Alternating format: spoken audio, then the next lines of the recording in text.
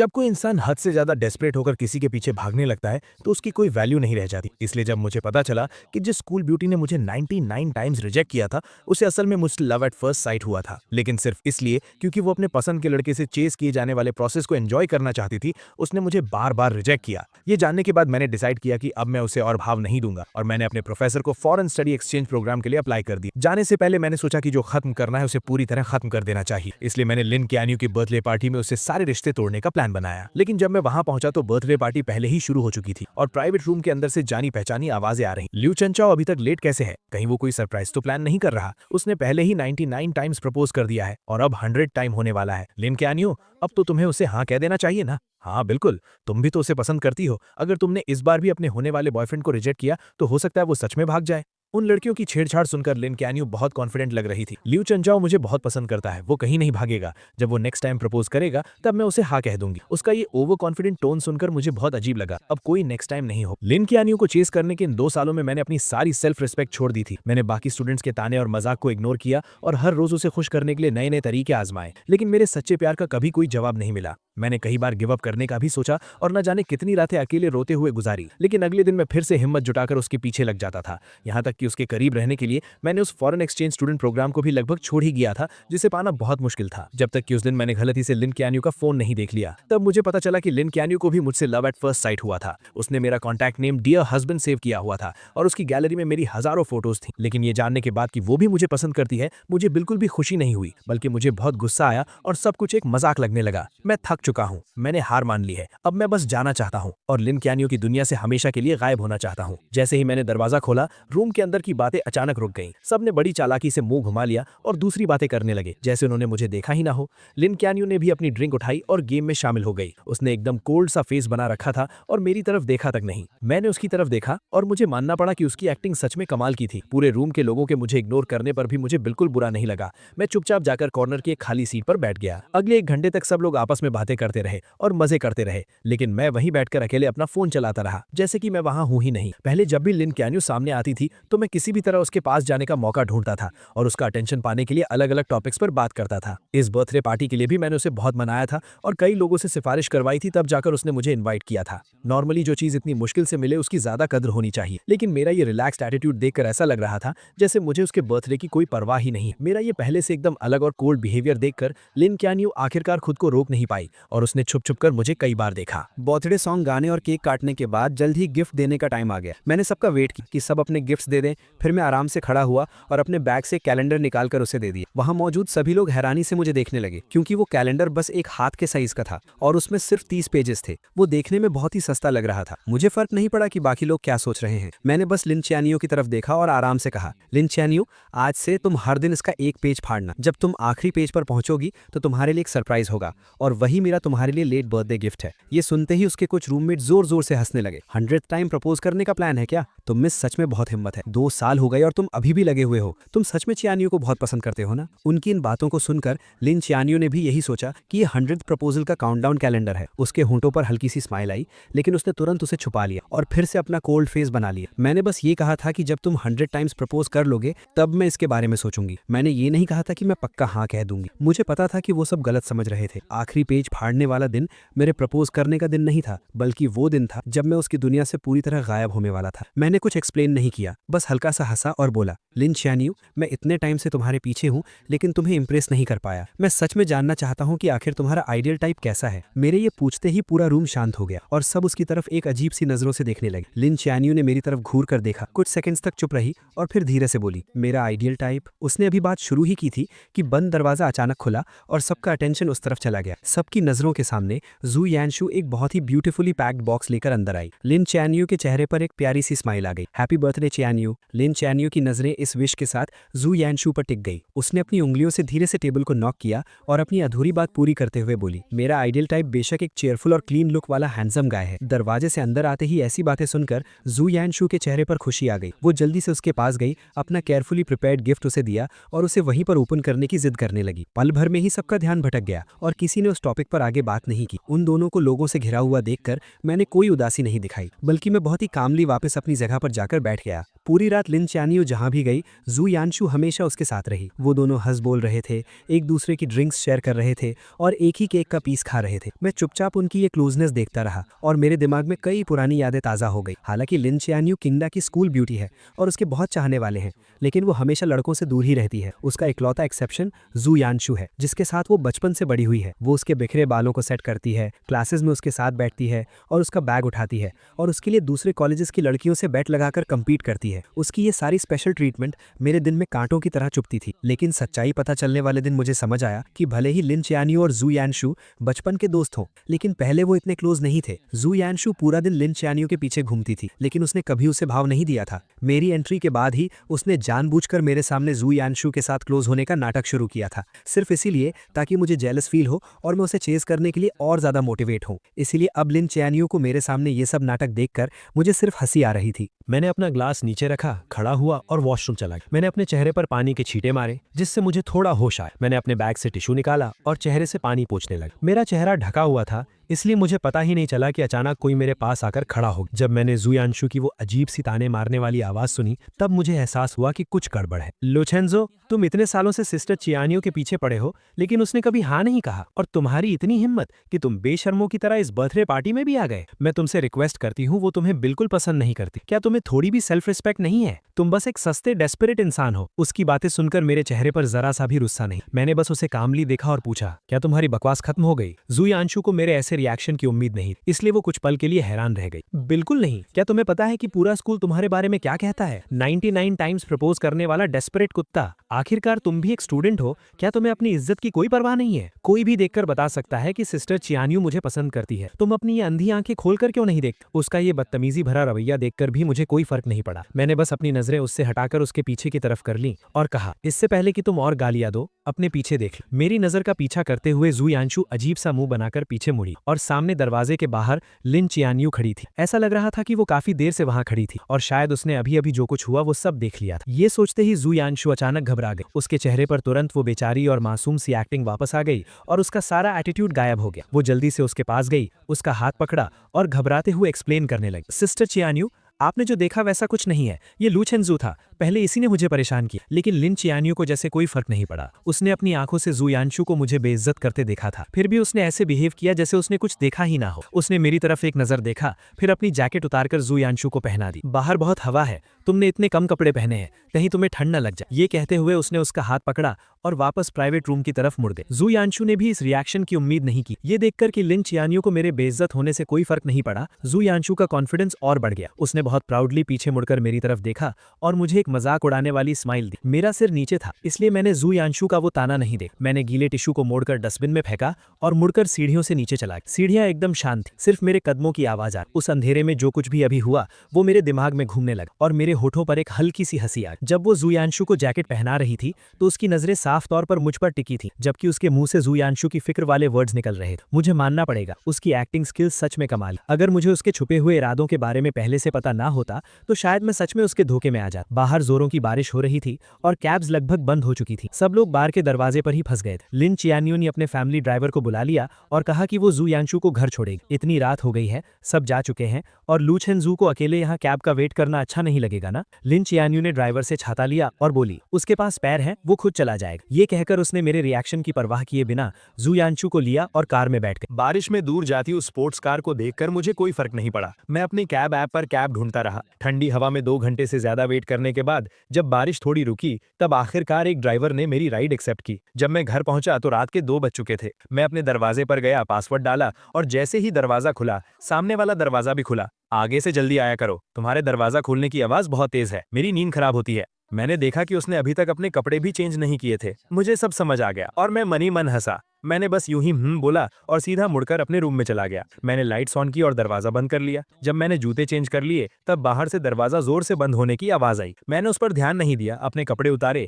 AC on किया और blanket ओढ़कर sofa पर लेट गया। ये अपार्टमेंट मैंने 6 महीने पहले स्पेशली तब खरीदा था जब मुझे किसी से पता चला कि लिन चियानियो अपने हॉस्टल से बाहर शिफ्ट हो गई है। उसे चेस करने के लिए मैं भी यहाँ मूव हो गया और उसका नेबर बन गया। सुबह ब्रेकफास्ट देना, रात को गुड नाइट बोलना, हर रोज उससे मिलने के नए नए बहाने ढूंढना, ये सब मैं सिर्फ उसे इम्प्रेस करने के लिए करता था, लेकिन मैं उसकी कितनी भी परवाह कर लूं, वो हमेशा मुझे इग्नोर ही करती थी। लेकिन जब मुझे उसके सीक्रेट के बारे में पता चला, तब मुझे समझ आया कि वो हमेशा बस इग्नोर करने का नाटक कर रही थी। जैसे आज रात वो बहुत पहले घर आ चुकी थी, उसने अपने कपड़े तक चेंज नहीं किए थे क्योंकि वो मेरी सेफ्टी को लेकर परेशान थी, इसलिए वो सोई नहीं। लेकिन मुझे देखते ही वो जानबूझकर उल्टी सीधी बातें करने लगी। मैं उसके इस मुंह पर कुछ और दिल में कुछ वाले नाटक से थक चुका था और अब मैं उसके इस नाटक का हिस्सा नहीं बनना चाहता था। मैंने अपना फोन निकाला, रियल एस्टेट ऐप ओपन किया और इस अपार्टमेंट की सेल लिस्टिंग डाल दी। क्योंकि मैंने जाने का फैसला कर लिया था, तो अब सब कुछ पूरी तरह से खत्म करना ही सही था। अगली सुबह एजेंट घर चेक करने आई। मैं नींद में उठा, दरवाजा खोला और उसे घर की सारी डिटेल्स बता दी। सब देखने के बाद मैं उसे बाहर छोड़ने ही वाला था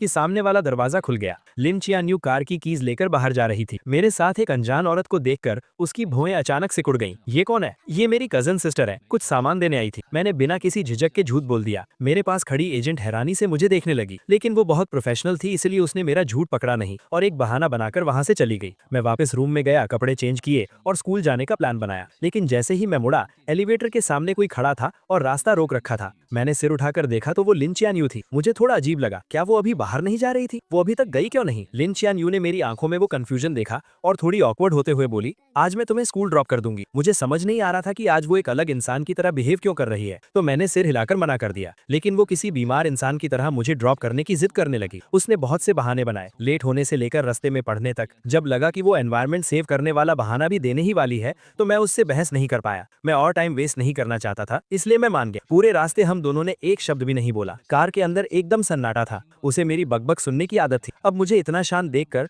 लिन चियान्यू को बहुत अजीब लग रहा था और उसके मन में एक हैरानी सी थी। ऐसा लग रहा था कि ये उसका वहम नहीं है, मैं इन कुछ दिनों में सच में बदल गया हूँ और ये बदलाव उसे अंदर ही अंदर घबरा रहा था। जब हम स्कूल पहुंचे, मैंने अपनी सीट बेल्ट खोली, बस थैंक यू कहा और पहले ही बाहर निकल गया। मैं तेजी से स्कूल गेट के अंदर गया और मैंने नोटिस किया कि वहां से गुजरने वाला हर इंसान मुझे एक बहुत अजीब नजर से घूर रहा है। यही लू चेंजू है, हाँ वही जो ट्रेंडिंग टॉपिक में है। कितनी शर्म की बात है। ये अजीब बातें सुनकर मैंने जल्दी से अपना फोन चेक किया और मुझे मेरे कुछ फ्रेंड्स के भेजे हुए लिंक्स दिखे। मैंने लिंक ओपन किया और देखा कि किसी ने लिन ख्यान को चेस करने की मेरी पूरी कहानी गॉसिप पेज पर डाल दी थी और वो ट्रेंड कर रही थी। उस चिंग द डेस्परेट डॉग वाले टाइटल को देखकर मैं एकदम हैरान रह गया। उस टाइटल के अंदर सबसे पॉपुलर पोस्ट वही थी जिसमें मेरे लिन ख्यान को चेस करने के सारे किस्से डिटेल में लिखे थे। हर एक छोटी चीज लिखी हुई थी, यहाँ तक कि मेरे लव लेटर्स का कंटेंट भी पब्लिक कर दिया गया था। दूर से मैंने देखा कि स्कूल नोटिस बोर्ड के सामने बहुत सारे लोग जमा। उस बोर्ड पर मेरे लिखे हुए लव लेटर्स चिपकाए गए और वो भीड़ उन पर हंसते हुए मजाक उड़ा रही। अरे बाप रे, तुम्हारी आंखों में डूब जाना कितना क्रिंजी है। 99 लव लेटर्स, ये लव स्ट्रक लोग कितने डरावने होते हैं। क्या ये चिंगदा का नंबर 1 जीनियस नहीं है? ये इतना डेस्परेट कैसे हो सकता है? ये बेइज्जती भरे ताने सुनकर मेरा दिल बैठ। मैं सीधा भीड़ के बीच घुसा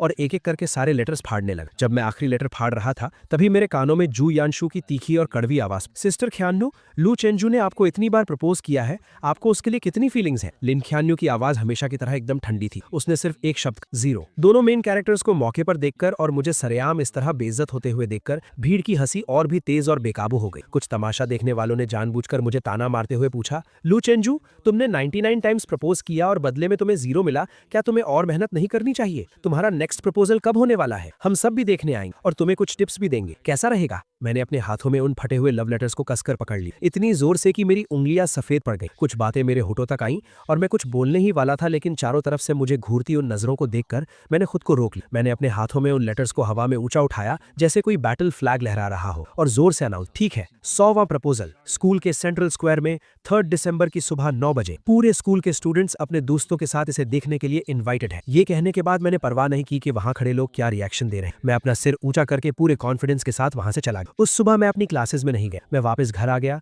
और मैंने अपने पास रखे उन सभी लव लेटर्स को एक एक करके फाड़ा, उन्हें जलाकर राख कर दिया और फिर फ्लश कर दिया। वीकेंड पर एक क्लब जो काफी टाइम से इनएक्टिव था, उसने अचानक मीटअप का मैसेज भेजा। मुझे वैसे भी अपनी क्लब रेजिग्नेशन एप्लीकेशन देनी थी, तो मैं वहां चला गया। लेकिन जैसे ही मैंने दरवाजा खोला, मैंने देखा कि लिन ख्यान्यू, जो कभी इन इवेंट्स में नहीं आती थी, वो भी आज हैरानी से वहां मौजूद। मैंने उसे इग्नोर किया और सीधा कॉर्नर में जाकर बैठ गया। मुझे देखते ही जू यानशु के कुछ दोस्तों ने नाटक शुरू कर, ख्यान्यू यहाँ आने के लिए कैसे मान गई? बेशक इसीलिए क्योंकि यानशु यांशु को पार्टी करना पसंद है। सब जानते हैं कि हमारी स्कूल ब्यूटी सिर्फ यांशु की बात मानती। मुझे उनके इन सस्ते नाटकों में कोई इंटरेस्ट नहीं, इसलिए मैंने बस कुछ ऑरेंजेस लिए और उन्हें छीलकर खाने। जब सब लोग जमा हो गए तो प्रेसिडेंट ने गेम शुरू करने की अनाउंसमेंट। मुझे कोई इंटरेस्ट नहीं था, लेकिन मुझे जबरदस्ती खींचा गया और मुझे बिना मन के इस बोरिंग ट्रूथ और डेयर गेम को खेलना पड़ा। 7-8 राउंड्स के बाद आखिरकार लिन ख्यानयू हार गई। सब लोग एक्साइटमेंट भी चिल्लाने लगे। लिन स्कूल ब्यूटी को डेयर मिला है, कमरे में मौजूद किसी भी ऑपोजिट जेंडर को 3 मिनट तक किस करना। जल्दी बताओ स्कूल ब्यूटी ये डेयर पूरा करने के लिए किसे सिलेक्ट कर। मुझे पता था कि वो मुझे नहीं चुनेगी और मुझे फर्क भी नहीं पड़ता था कि वो किसे चुनती। मैं बस अपना सिर नीचे किए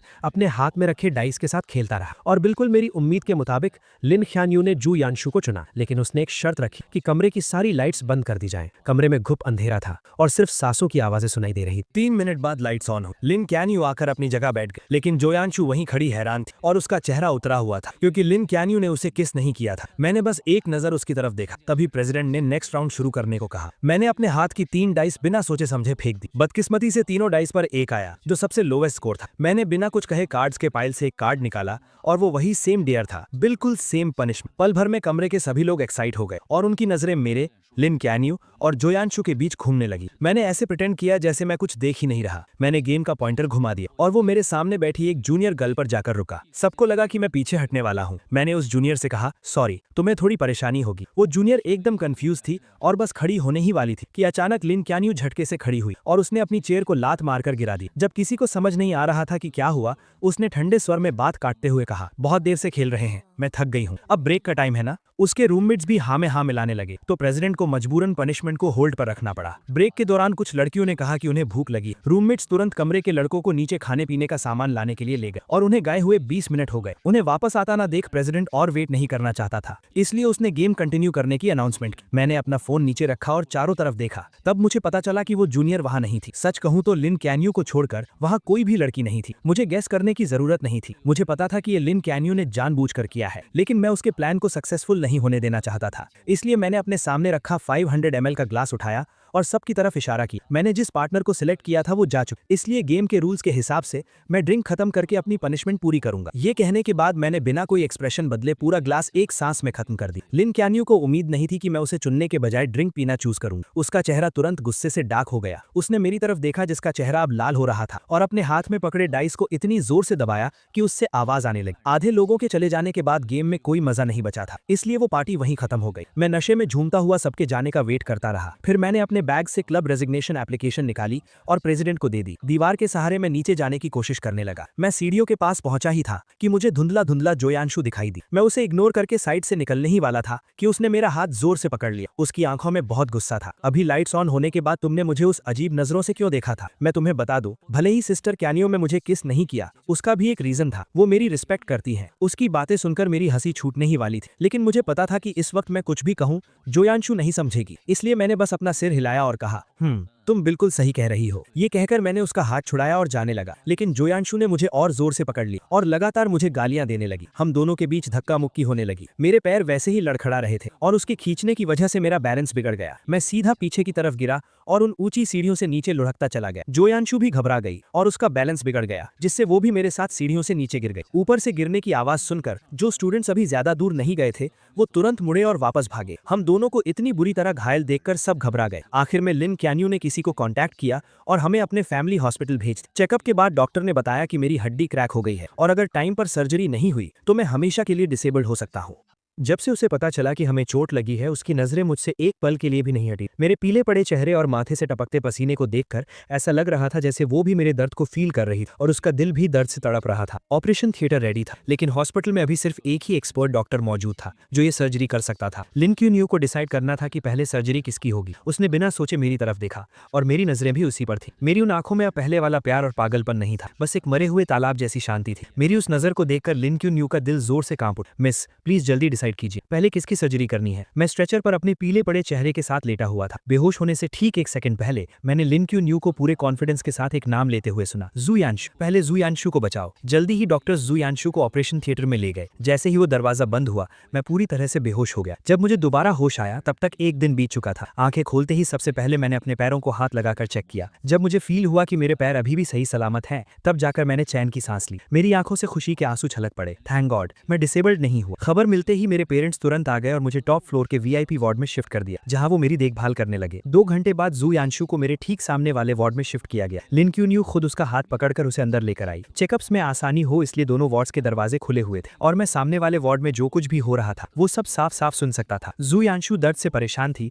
तो लिन क्यून्यू को अलग अलग बातों से उसका ध्यान भटकाने की कोशिश कर रही थी। हॉस्पिटल का खाना उसे पसंद नहीं आ रहा था तो लिन क्यून्यू खुद घर जाकर उसके लिए लाइट और हेल्दी खाना बनाकर लाई। वार्ड में खाली बैठे उसे बोर फील हो रहा था तो लिन क्यून्यू उसके टाइम पास के लिए अलग अलग मजेदार चीजें लेकर आई। इन 10 दिनों में वो दोनों इतने क्लोज हो गए कि नर्सेज भी गॉसिप करने लगी कि क्या हॉस्पिटल के डायरेक्टर को उनका होने वाला दामाद मिल गया है। मैं चुपचाप ये सब सुनता रहा और मैंने कोई दखल नहीं दिया, लेकिन मुझे अच्छे से पता था कि लिन क्यून्यू ये सब नाटक सिर्फ मुझे दिखाने के लिए कर रही है। आखिरकार मैंने इस वार्ड का दरवाजा सैकड़ों बार बंद किया था, लेकिन हर बार दरवाजा बंद होते ही कोई नर्स चेकअप के लिए आ जाती। ये कोई इत्तेफाक तो बिल्कुल नहीं। डिस्चार्ज वाले दिन मुझे बेसमेंट पार्किंग में वो दोनों फिर मिल गए। मुझे आता देख लिन क्यून्यू ने व्हील चेयर पर बैठी जू यांशु को उठाया और कार में बिठा दिया। लू चेंजो, मैंने सुना है तुम क्यून्यू के घर के सामने ही रहते हो, चलो हम तुम्हें ड्रॉप कर देते हैं। मैं उनसे कोई बात नहीं करना चाहता था तो मैंने बिना सिर उठाए सीधा अपनी कैब में बैठ गया। जब कैब मेरे अपार्टमेंट के नीचे पहुंची मैंने अपने पेरेंट्स की हेल्प लेने से मना कर दिया और अपनी क्रचेस के सहारे अकेले ही घर चला गया। एलिवेटर बेसमेंट 1 से फर्स्ट फ्लोर पर आई। लिन क्यून्यू जिसे जू यांशु को घर छोड़ने जाना था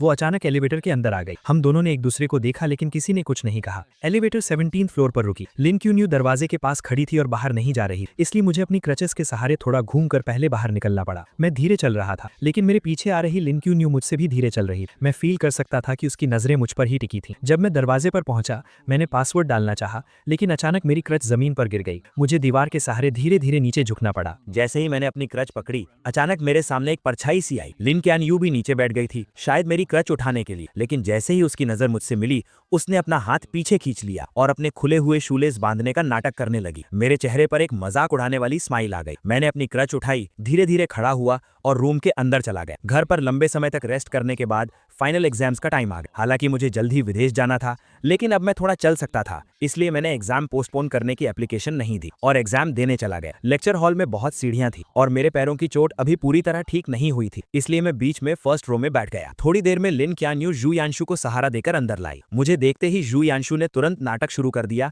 कि उसके पैर में दर्द है और उसे फर्स्ट रो में ही बैठना है। लिन क्यान उसे मेरे बगल वाली सीट तक ले आई और खुद दीवार के साथ वाली सीट पर बैठ गए। एग्जाम जल्द ही शुरू हो गया। जू यांशु ने वेट किया और जैसे ही टीचर आखिरी सीढ़ी से नीचे उतरा उसने चुपके से पेपर की एक चिट मेरी डेस्क पर फेंक दी जो बीच के आयल से पार होकर मेरे पास आई। मेरा पेन पकड़ा हुआ हाथ रुक गया। मुझे कुछ समझ आता उससे पहले ही टीचर मुड़ा और उसने मुझे डांट दी। एग्जाम से पहले ही मैंने बार बार कहा था कि मार्क्स कम आए तो चलेगा लेकिन कैरेक्टर पर कोई सवाल नहीं उठना चाहिए। चीटिंग बिल्कुल अलाउ नहीं और तुमने जानबूझकर ये गलती की है। लू चेन चाओ, तुम्हारा एग्जाम कैंसिल किया जाता है। तब जाकर मुझे समझ आया कि यू यांशु का असली प्लान क्या था, लेकिन मैं चुपचाप ये इल्जाम अपने सिर नहीं लेना चाहता था। मैं तुरंत खड़ा हुआ और अपने डिफेंड में कहा कि सीसीटीवी फुटेज चेक किया जाए। बदकिस्मती से सुबह ही टीचिंग बिल्डिंग की इलेक्ट्रिसिटी कट गई थी, इसलिए क्लास का सीसीटीवी कैमरा चालू नहीं था। यू यांशु के चेहरे पर हैरानी से खुशी में बदलते हुए एक्सप्रेशन को देखकर मुझे बहुत गुस्सा आ रहा था। लिन क्यान यू यांशु के बगल में बैठी और उसने सब कुछ अपनी आंखों से देखा था। टीचर भी किसी बेकसूर को सजा नहीं देना चाहता था, इसलिए उसने तुरंत लिन क्यान को आगे बुलाया। किंगडा की टीचिंग बिल्डिंग लिन फैमिली ने ही इन्वेस्ट की थी। लिन क्यान को किसी की चापलूसी करने की जरूरत नहीं और वो हमेशा फेयर रहती, इसलिए टीचर्स और स्टूडेंट्स के बीच उसकी बात को बहुत अहमियत दी जाती। पूरी बात सुनने के बाद लिन क्यान ने आंखें उठाकर मुझे देखा और फिर बहुत ही कामनेस के साथ बोली, जिसने चीटिंग की वो यू यांशु नहीं है। उसके ये कहते ही मेरे ऊपर लगा इल्जाम पक्का हो। लू चेन चाओ, अब तुम्हारे पास क्या बहाना है? तुमने चीटिंग की, उसे एक्सेप्ट भी नहीं कर रहे और उल्टे अपनी क्लासमेट पर इल्जाम लगा रहे हो। तुम सच में सुधरने वाले नहीं। तुम्हारे पिछले मार्क्स भी कहीं चीटिंग से तो नहीं आए थे? कुछ भी हो जाए इस बार मैं इसे पूरे स्कूल में अनाउंस करके तुम्हें पनिश करूंगा। मैं अपनी जगह पर ही खड़ा रह गया। मुझे ऐसा लगा जैसे मैं किसी बर्फ की खाई में गिर गया। मुझे लगा था कि सही और गलत के बीच फैसले के वक्त लिन क्यान हमेशा अपने प्रिंसिपल्स को फॉलो करेगी, इसलिए मैंने उसका नाम लिया। लेकिन मुझे बिल्कुल उम्मीद नहीं थी कि सब कुछ अपनी आंखों से देखने के बावजूद वो यू यांशु को बचाने के लिए झूठ बोलेगी। अब मैं कितनी भी सफाई दे दूं सब बेकार था। मैंने लिन क्यान को गहरी नजरों से देखा और बिना एक शब्द कहे वहां से चला गया। मेरी उन लाल आंखों को देखकर लिन क्यान अचानक घबरा गई। वो बिना सोचे मेरे पीछे आई और मेरा रास्ता रोक। लू चेन चाओ, मुझे पता है इस मामले में गलती यांशु की थी, लेकिन वो बहुत सेंसिटिव है। मैं नहीं चाहती कि लोग उसके बारे में बातें बनाएं। उसने मुझे एक बार भी सॉरी नहीं कहा, बस यू यांशु को डिफेंड करने में लगी हुई थी। मुझे तो शक होने लगा था कि उस दिन जो फोटोज मैंने देखी थी वो कहीं कोई सपना तो नहीं था, तो इसी वजह से तुमने मुझे फंसाने में उसकी मदद की। वो लोगों के ताने नहीं सह सकती, लेकिन मैं सह सकता हूँ, है ना? लिन चैन यू, तुम्हें लगता है कि मैंने तुम्हें 99 टाइम्स प्रपोज किया है तो मैं बहुत बेशर्म हूँ और मैं इतना स्ट्रांग बन चुका हूँ कि मुझे किसी की बातों से कोई फर्क नहीं पड़ता। मेरी ये हालत देखकर लिन चैन यू की बाई आंख फड़कने लगी। उसने सीधा मेरा हाथ पकड़ा और बोली, मेरा वो मतलब नहीं था, ये सिर्फ एक एग्जाम है, क्रेडिट्स बाद में मेकअप किए जा सकते हैं। आज तुम्हारे साथ जो भी नाइंसाफी हुई है, मैं आगे चलकर उसे ठीक करने का कोई ना कोई रास्ता निकाल लूंगी। ठीक करना? तुम तो मुझे पसंद भी नहीं करती, फिर इसे कैसे ठीक करोगी? मेरा ये मजाक उड़ाने वाला टोन सुनकर लिन चैन यू का दिल बैठ गया और वो लगभग अपने दिल की बात बोलने ही वाली थी। किसने कहा मैं पसंद नहीं करती? ये बोलते ही उसे एहसास हुआ कि उसने कुछ गलत बोल दिया है। उसने जल्दी से खुद को रोका और कहा, तुम मुझ पर ट्रस्ट करो, तुम्हारे 100th प्रपोजल के दिन मैं तुम्हें सब कुछ वापस लौटा दूंगी। लिन चैन यू बस यही कहने वाली थी कि वो मेरे प्रपोजल को पक्का एक्सेप्ट कर लेगी। पहले वो इतनी आसानी से अपनी फीलिंग शो नहीं करती थी, लेकिन अब मुझे कोई फर्क नहीं पड़ता था। मैंने उसका हाथ झटक दिया और बोला, तो फिर उस कैलेंडर के पेजेस फाड़ती रहो और आखिरी दिन का वेट करो। मुझे अपना हाथ पीछे खींचते देख लिन चैन यू भी हैरान रह गई और आखिरकार उसकी आवाज थोड़ी सॉफ्ट हो गई। ठीक है, सिर्फ 3 दिन बचे हैं, मैं तुम्हें जरूर एक सेटिस्फैक्टरी जवाब दूंगी। मेरे जाने से 3 दिन पहले वो अपार्टमेंट जो मैंने सेल के लिए डाला था वो बिक गया। एजेंट कॉन्ट्रैक्ट लेकर आई और मैंने तुरंत साइन कर दिया। मैं 3 दिन बाद शिफ्ट हो जाऊंगा। इन कुछ दिनों में मैं घर का सारा सामान साफ कर दूंगा और नया ओनर तब यहाँ आ सकेगा। एजेंट ने डेट्स नोट की और मैं उसे एलिवेटर तक छोड़ने गया। दरवाजा खुलते ही लिन चैन यू 2 बैग्स लिए बाहर आई। उसने कुछ देर तक एजेंट को घूर कर देखा और फिर बहुत पोलाइटली कहा, गुड मॉर्निंग। एजेंट ने भी हैरानी में रिप्लाई किया, गुड मॉर्निंग। एलिवेटर के नीचे जाने के बाद मैं मुड़कर अपने रूम में जाने ही वाला था कि अचानक लिन चैन यू ने मुझे रोक लिया और अपने हाथ में पकड़ा एक बैग मेरी तरफ बढ़ा दिया। मैं बस वहां से गुजर रही थी, मैंने ये थोड़ा ज्यादा ले लिया है और मैं इसे खत्म नहीं कर पाऊंगी, क्या तुम थोड़ा ट्राई करना चाहोगे? मैंने उस बैग की तरफ एक नजर डाली। वो मेरे फेवरेट ड्राई फ्रूट्स थे। ये शॉप ईस्ट साइड में थी जहां आने जाने में 2 घंटे लगते थे और वहां 1 घंटे की लाइन में लगना पड़ता था। वो स्पेशली मेरे फेवरेट स्नैक्स खरीदने गई थी और फिर उसे मुझे देने का बहाना ढूंढ लाई। मैंने बिना कुछ कहे वो बैग ले लिया, लेकिन घर के अंदर जाते ही मैंने उस बैग को हवा में उछाल कर फेंक दिया और वो सीधा डस्टबिन में जाकर गिरा। जाने से 2 दिन पहले मैं प्रिंटिंग शॉप गया और मैंने हजारों रुपए खर्च करके 5 उंगलियों के साइज के 10,000 कार्ड्स प्रिंट करवाए। मैं अपने पुराने हॉस्टल गया और अपने रूममेट्स को एक काम दिया। मैंने उनसे कहा कि 3 तारीख को वो मेन बिल्डिंग की छत पर जाएं और इन कार्ड्स को पूरे स्क्वायर पर उड़ा दें। रूममेट्स को भी पता था कि हाल ही में क्या हुआ है। मुझे अभी भी हार न मानता देख वो सब मुझे समझाने लगे, चंचू रहने दो ना, लिन चैन यू ने तुम्हारे साथ इतना बुरा किया, तुम खुद को और क्यों तकलीफ दे रहे हो? हाँ यार, उसने सच में बहुत गलत किया है, तुम्हारा प्यार डिजर्व नहीं करती वो। हालांकि मैं मूव ऑन कर चुका था, लेकिन अपने दोस्तों को अपनी इतनी परवाह देख मुझे बहुत अच्छा लगा। मैंने कहा, टेंशन मत लो, मुझे पता है मैं क्या कर रहा हूँ, तुम बस मेरे लिए वो कार्ड्स उड़ा देना। मैंने पहले ही एक क्लीनिंग कंपनी हायर कर ली है जो बाद में सब साफ कर देगी और मेरा प्रपोज करने का कोई प्लान नहीं है। मैं असल में हमेशा के लिए गुड बाय कहना चाहता हूँ। मेरी बातें सुनकर वो सब हैरान रह गए। उन्हें समझ नहीं आया कि मेरे दिमाग में आखिर चल क्या रहा है। मैंने उन्हें थैंक यू बोला और मुड़कर वहां से चला गया। मुझे दूर जाते देखकर मेरे रूममेट्स ने कार्ड बॉक्स खोला और उसमें से एक कार्ड निकाला। उस पर सिर्फ एक लाइन लिखी थी, लू चेनजियू अब कभी लिन शैनियो को पसंद नहीं करेगा। जाने से 1 दिन पहले मैं स्कूल गया और अपनी सारी फॉर्मेलिटीज पूरी करने के बाद घर आकर पैकिंग शुरू कर। मुझे यहाँ शिफ्ट हुए सिर्फ आधा साल हुआ था, इसलिए मेरे पास ज्यादा सामान नहीं, लेकिन जो था उसमें से ज्यादातर लिन शैनियो से जुड़ा। मैंने कुछ बॉक्सेस लिए और उन सब चीजों को उसमें भेज। वो स्कार्फ जिससे बुनने में मुझे आधा महीना लगा था, मैंने उसे उधेड़ कर सिर्फ एक धागे का गोला बनाया। वो सिरामिक वेस्ट जो उसने चैरिटी में दिया था और मैंने उसे बहुत मुश्किल से ऑक्शन में खरीदा। मैंने उसे तोड़कर टुकड़े टुकड़े कर दी। जो लव लेटर्स मैंने रातों को जागकर उसके लिए लिखे थे, मैंने वो सब पेपर श्रेडर बॉक्स डस्टबिन में। उन सारी चीजों के जाते ही मेरा और लिन शैनियो का सारा पास्ट खत्म। आखिर में घर में सिर्फ 2 कपड़े बचे। ये वही शर्ट और लूज ब्लैक जीन्स थी जो उसने उस दिन पहनी थी जब हम पहली बार मिले। मैंने माचिस जलाई और उन्हें जलाकर राख कर दी। जब मैं खड़ा हुआ तो मैंने देखा कि लिन शैनियो कुछ ही दूरी पर खड़ी थी। मैंने बहुत कामली उससे कहा, बस कुछ फालतू का कचरा साफ कर, और मुड़कर अपस्टेयर्स चला गया। अगले दिन सुबह होते ही मैं सामने वाले दरवाजे की आवाजों से उठ गया। मैंने नींद में अपनी आंखें खोली और टाइम देखने के लिए अपना फोन उठाया। तभी मैंने नोटिफिकेशन बार में लगातार आते हुए ढेरों मैसेजेस देखे। मुझे समझने में थोड़ा टाइम लगा कि ये सारे मैसेजेस 20 से ज्यादा लोगों के ग्रुप से आ रहे हैं। 1 साल पहले लिन शैनियो की पसंद जानने के लिए मैं चुपके से इस ग्रुप में जुड़ा था। मैं उस ग्रुप से लीव होना भूल गया और लिन शैनियो को भी नहीं पता था कि मैं उस इतनी सुबह सुबह जो लोग बातें कर रहे थे वो लिन शैनियो की हॉस्टल फ्रेंड्स थी। जैनियो इतनी जल्दी उठ गई, कहीं ऐसा तो नहीं कि एक्साइटमेंट के मारे तुम रात भर सोई ही नहीं? ये भी कोई पूछने की बात। वो कल रात 11 बजे से ही तैयारी में लगी। क्या इस बार सच में तुम लू चेनजियू का प्रपोजल एक्सेप्ट करने वाली हो? यहाँ तक स्क्रॉल करने के बाद मेरे हाथ रुक गए। मैंने देखा कि नीचे लिन शैनियो ने एक लंबा सा मैसेज टाइप किया हुआ था। प्रपोजल एक्सेप्ट करने की बात नहीं है, हम दोनों एक दूसरे को पसंद करते हैं तो हमारा साथ आना तो वैसे भी तय। अब ये फालतू के सवाल मत, मुझे ये बताओ कि आज कौन सी ड्रेस ज्यादा अच्छी लगे, ये वाली या ये वाली? उसके भेजी गई दर्जनों ड्रेसेस की फोटोज देखकर ग्रुप में खलबली मच गई। हे भगवान, इतनी सारी तैयारियां! क्या ये हमारी वही कोल्ड स्कूल ब्यूटी है जो लड़कों से दूर रहती थी? उन सब के रिएक्शंस के बीच लिन शैनियो ने सिर्फ एक ही रिप्लाई रिप्लाई की, मैं उसे बहुत पसंद करती और इस जिंदगी में मुझे उसके अलावा और कोई नहीं चाहिए। ये एक लाइन देखकर मेरी हंसी छूट गई और मेरे दिमाग में पुरानी बातें घूमने लगी। उसका ये मुझे पसंद है वाला मैसेज देखकर मुझे ओ हेनरी की कहानियों की तरह एक बहुत बड़ा मजाक महसूस हुआ। वो मुझे पसंद करती थी, इसलिए उसने 99 टाइम्स मेरा प्रपोजल रिजेक्ट और मुझे सबके सामने एक मजाक बनने। वो मुझे पसंद करती थी, इसलिए वो मुझे इग्नोर करती थी और जानबूझकर दूसरे लड़कों के क्लोज जाकर मुझे जेलस फील कराती। वो मुझे पसंद करती थी, इसलिए उसने सच को झूठ में बदलकर मुझ पर झूठे इल्जाम लगाए और मेरी सच्ची फीलिंग्स को पैरों तले रौंद दिया। अगर उसका प्यार ऐसा है तो मुझे ऐसा प्यार नहीं चाहिए। ग्रुप चैट में मैसेजेस अब और तेजी से आ रहे थे। हॉस्टल में रहने वाली कुछ लड़कियों ने वहां की कुछ फोटोज भेजी। अभी बस 7 बज रहे थे, लेकिन स्क्वायर में पहले से ही बहुत भीड़ जमा हो गई। सब मेरा 100th प्रपोजल देखने आए थे। जैन्यू जल्दी आओ, कहीं ऐसा ना हो कि प्रपोजल शुरू हो जाए और तुम जो मेन हीरोइन हो तुम्हें अंदर घुसने की जगह नहीं मिले। मैं ग्रुप से बाहर निकलने ही वाला था कि मैंने देखा लिन चियन ने मुझे एक मैसेज भेजा था, मैं निकलने वाली हूँ और तुम। मैं भी निकलने के लिए तैयार हूँ, बस फर्क इतना है कि मैं हमेशा के लिए निकलने वाला हूँ। मुझे अचानक ये देखने का बहुत मन हुआ कि ग्राउंड पर उन कार्ड्स को हवा में उड़ता देखकर लिन चियन का रिएक्शन क्या हो। जब उसे पता चलेगा कि मैं देश छोड़कर जा चुका हूँ तो उसे कैसा फील होगा। लेकिन अफसोस, मैं वो सब नहीं देख पाऊंगा। आज के बाद लिन चियन से मेरा कोई लेना देना नहीं है। मैंने आराम से अपनी पैकिंग खत्म की, मुड़कर उस खाली रूम को देखा और फिर अपना फोन निकालकर लिन चियन के सारे नंबर्स और अकाउंट्स ब्लॉक कर दिए। ये सब करने के बाद मुझे इतनी शांति मिली जो मैंने पहले कभी फील नहीं की थी। मैंने अपना सूटकेस उठाया, मुड़कर दरवाजे से बाहर निकला और अपनी एक नई और बेहतरीन जिंदगी की तरफ कदम बढ़ा। 9 बजने में अभी 5 मिनट बाकी। स्क्वायर में इतनी भीड़ थी कि पैर रखने की भी जगह नहीं। यहाँ तक कि सिक्योरिटी गार्ड्स को भी ऑर्डर मेंटेन करने के लिए आना पड़ा। नीचे इतने सारे लोगों की भीड़ को देखकर मेरे रूममेट्स हैरान रह गए और खुशी से बातें करने लगे। इतने सारे लोग, इसका मतलब है जो भी होने वाला है वो तुरंत पूरे स्कूल में फैल जाएगा। ये अच्छा ही है, वरना चैन झू के जाने के बाद भी लोग पीठ पीछे उसके बारे में बातें करते रहेंगे। वो आपस में बातें कर ही रहे थे कि टाइम हो गया। 8:59 हो गए हैं। चैन झू पहुंच चुका होगा। जल्दी करो, जो कार्ड्स फेंकने वाले हैं और जो फोटोज क्लिक करने वाले हैं सब रेडी हो जाओ। हमें चैन झू के फ्लाइट में बैठने से पहले उसे ये नजारा जरूर दिखाना है। उनकी बात खत्म होते ही 9 बजे का अलार्म बज उठा। 2 लड़के राइट और लेफ्ट साइड में अपनी पोजीशन पर खड़े हो गए और विंडो पर रखे उन कार्ड्स के ढेरों को हवा में उड़ा दी। पल भर में ही वो सफेद कार्ड 16th फ्लोर की छत से हवा में तैरते हुए नीचे गिरने लगे। स्क्वायर में खड़े किसी कमजोर नजर वाले स्टूडेंट ने चिल्लाकर कहा, देखो स्नो गिर रही है, और सबने अपना सिर ऊपर उठा लिया। जैसे ही वो कार्ड्स नीचे गिरने वाले थे,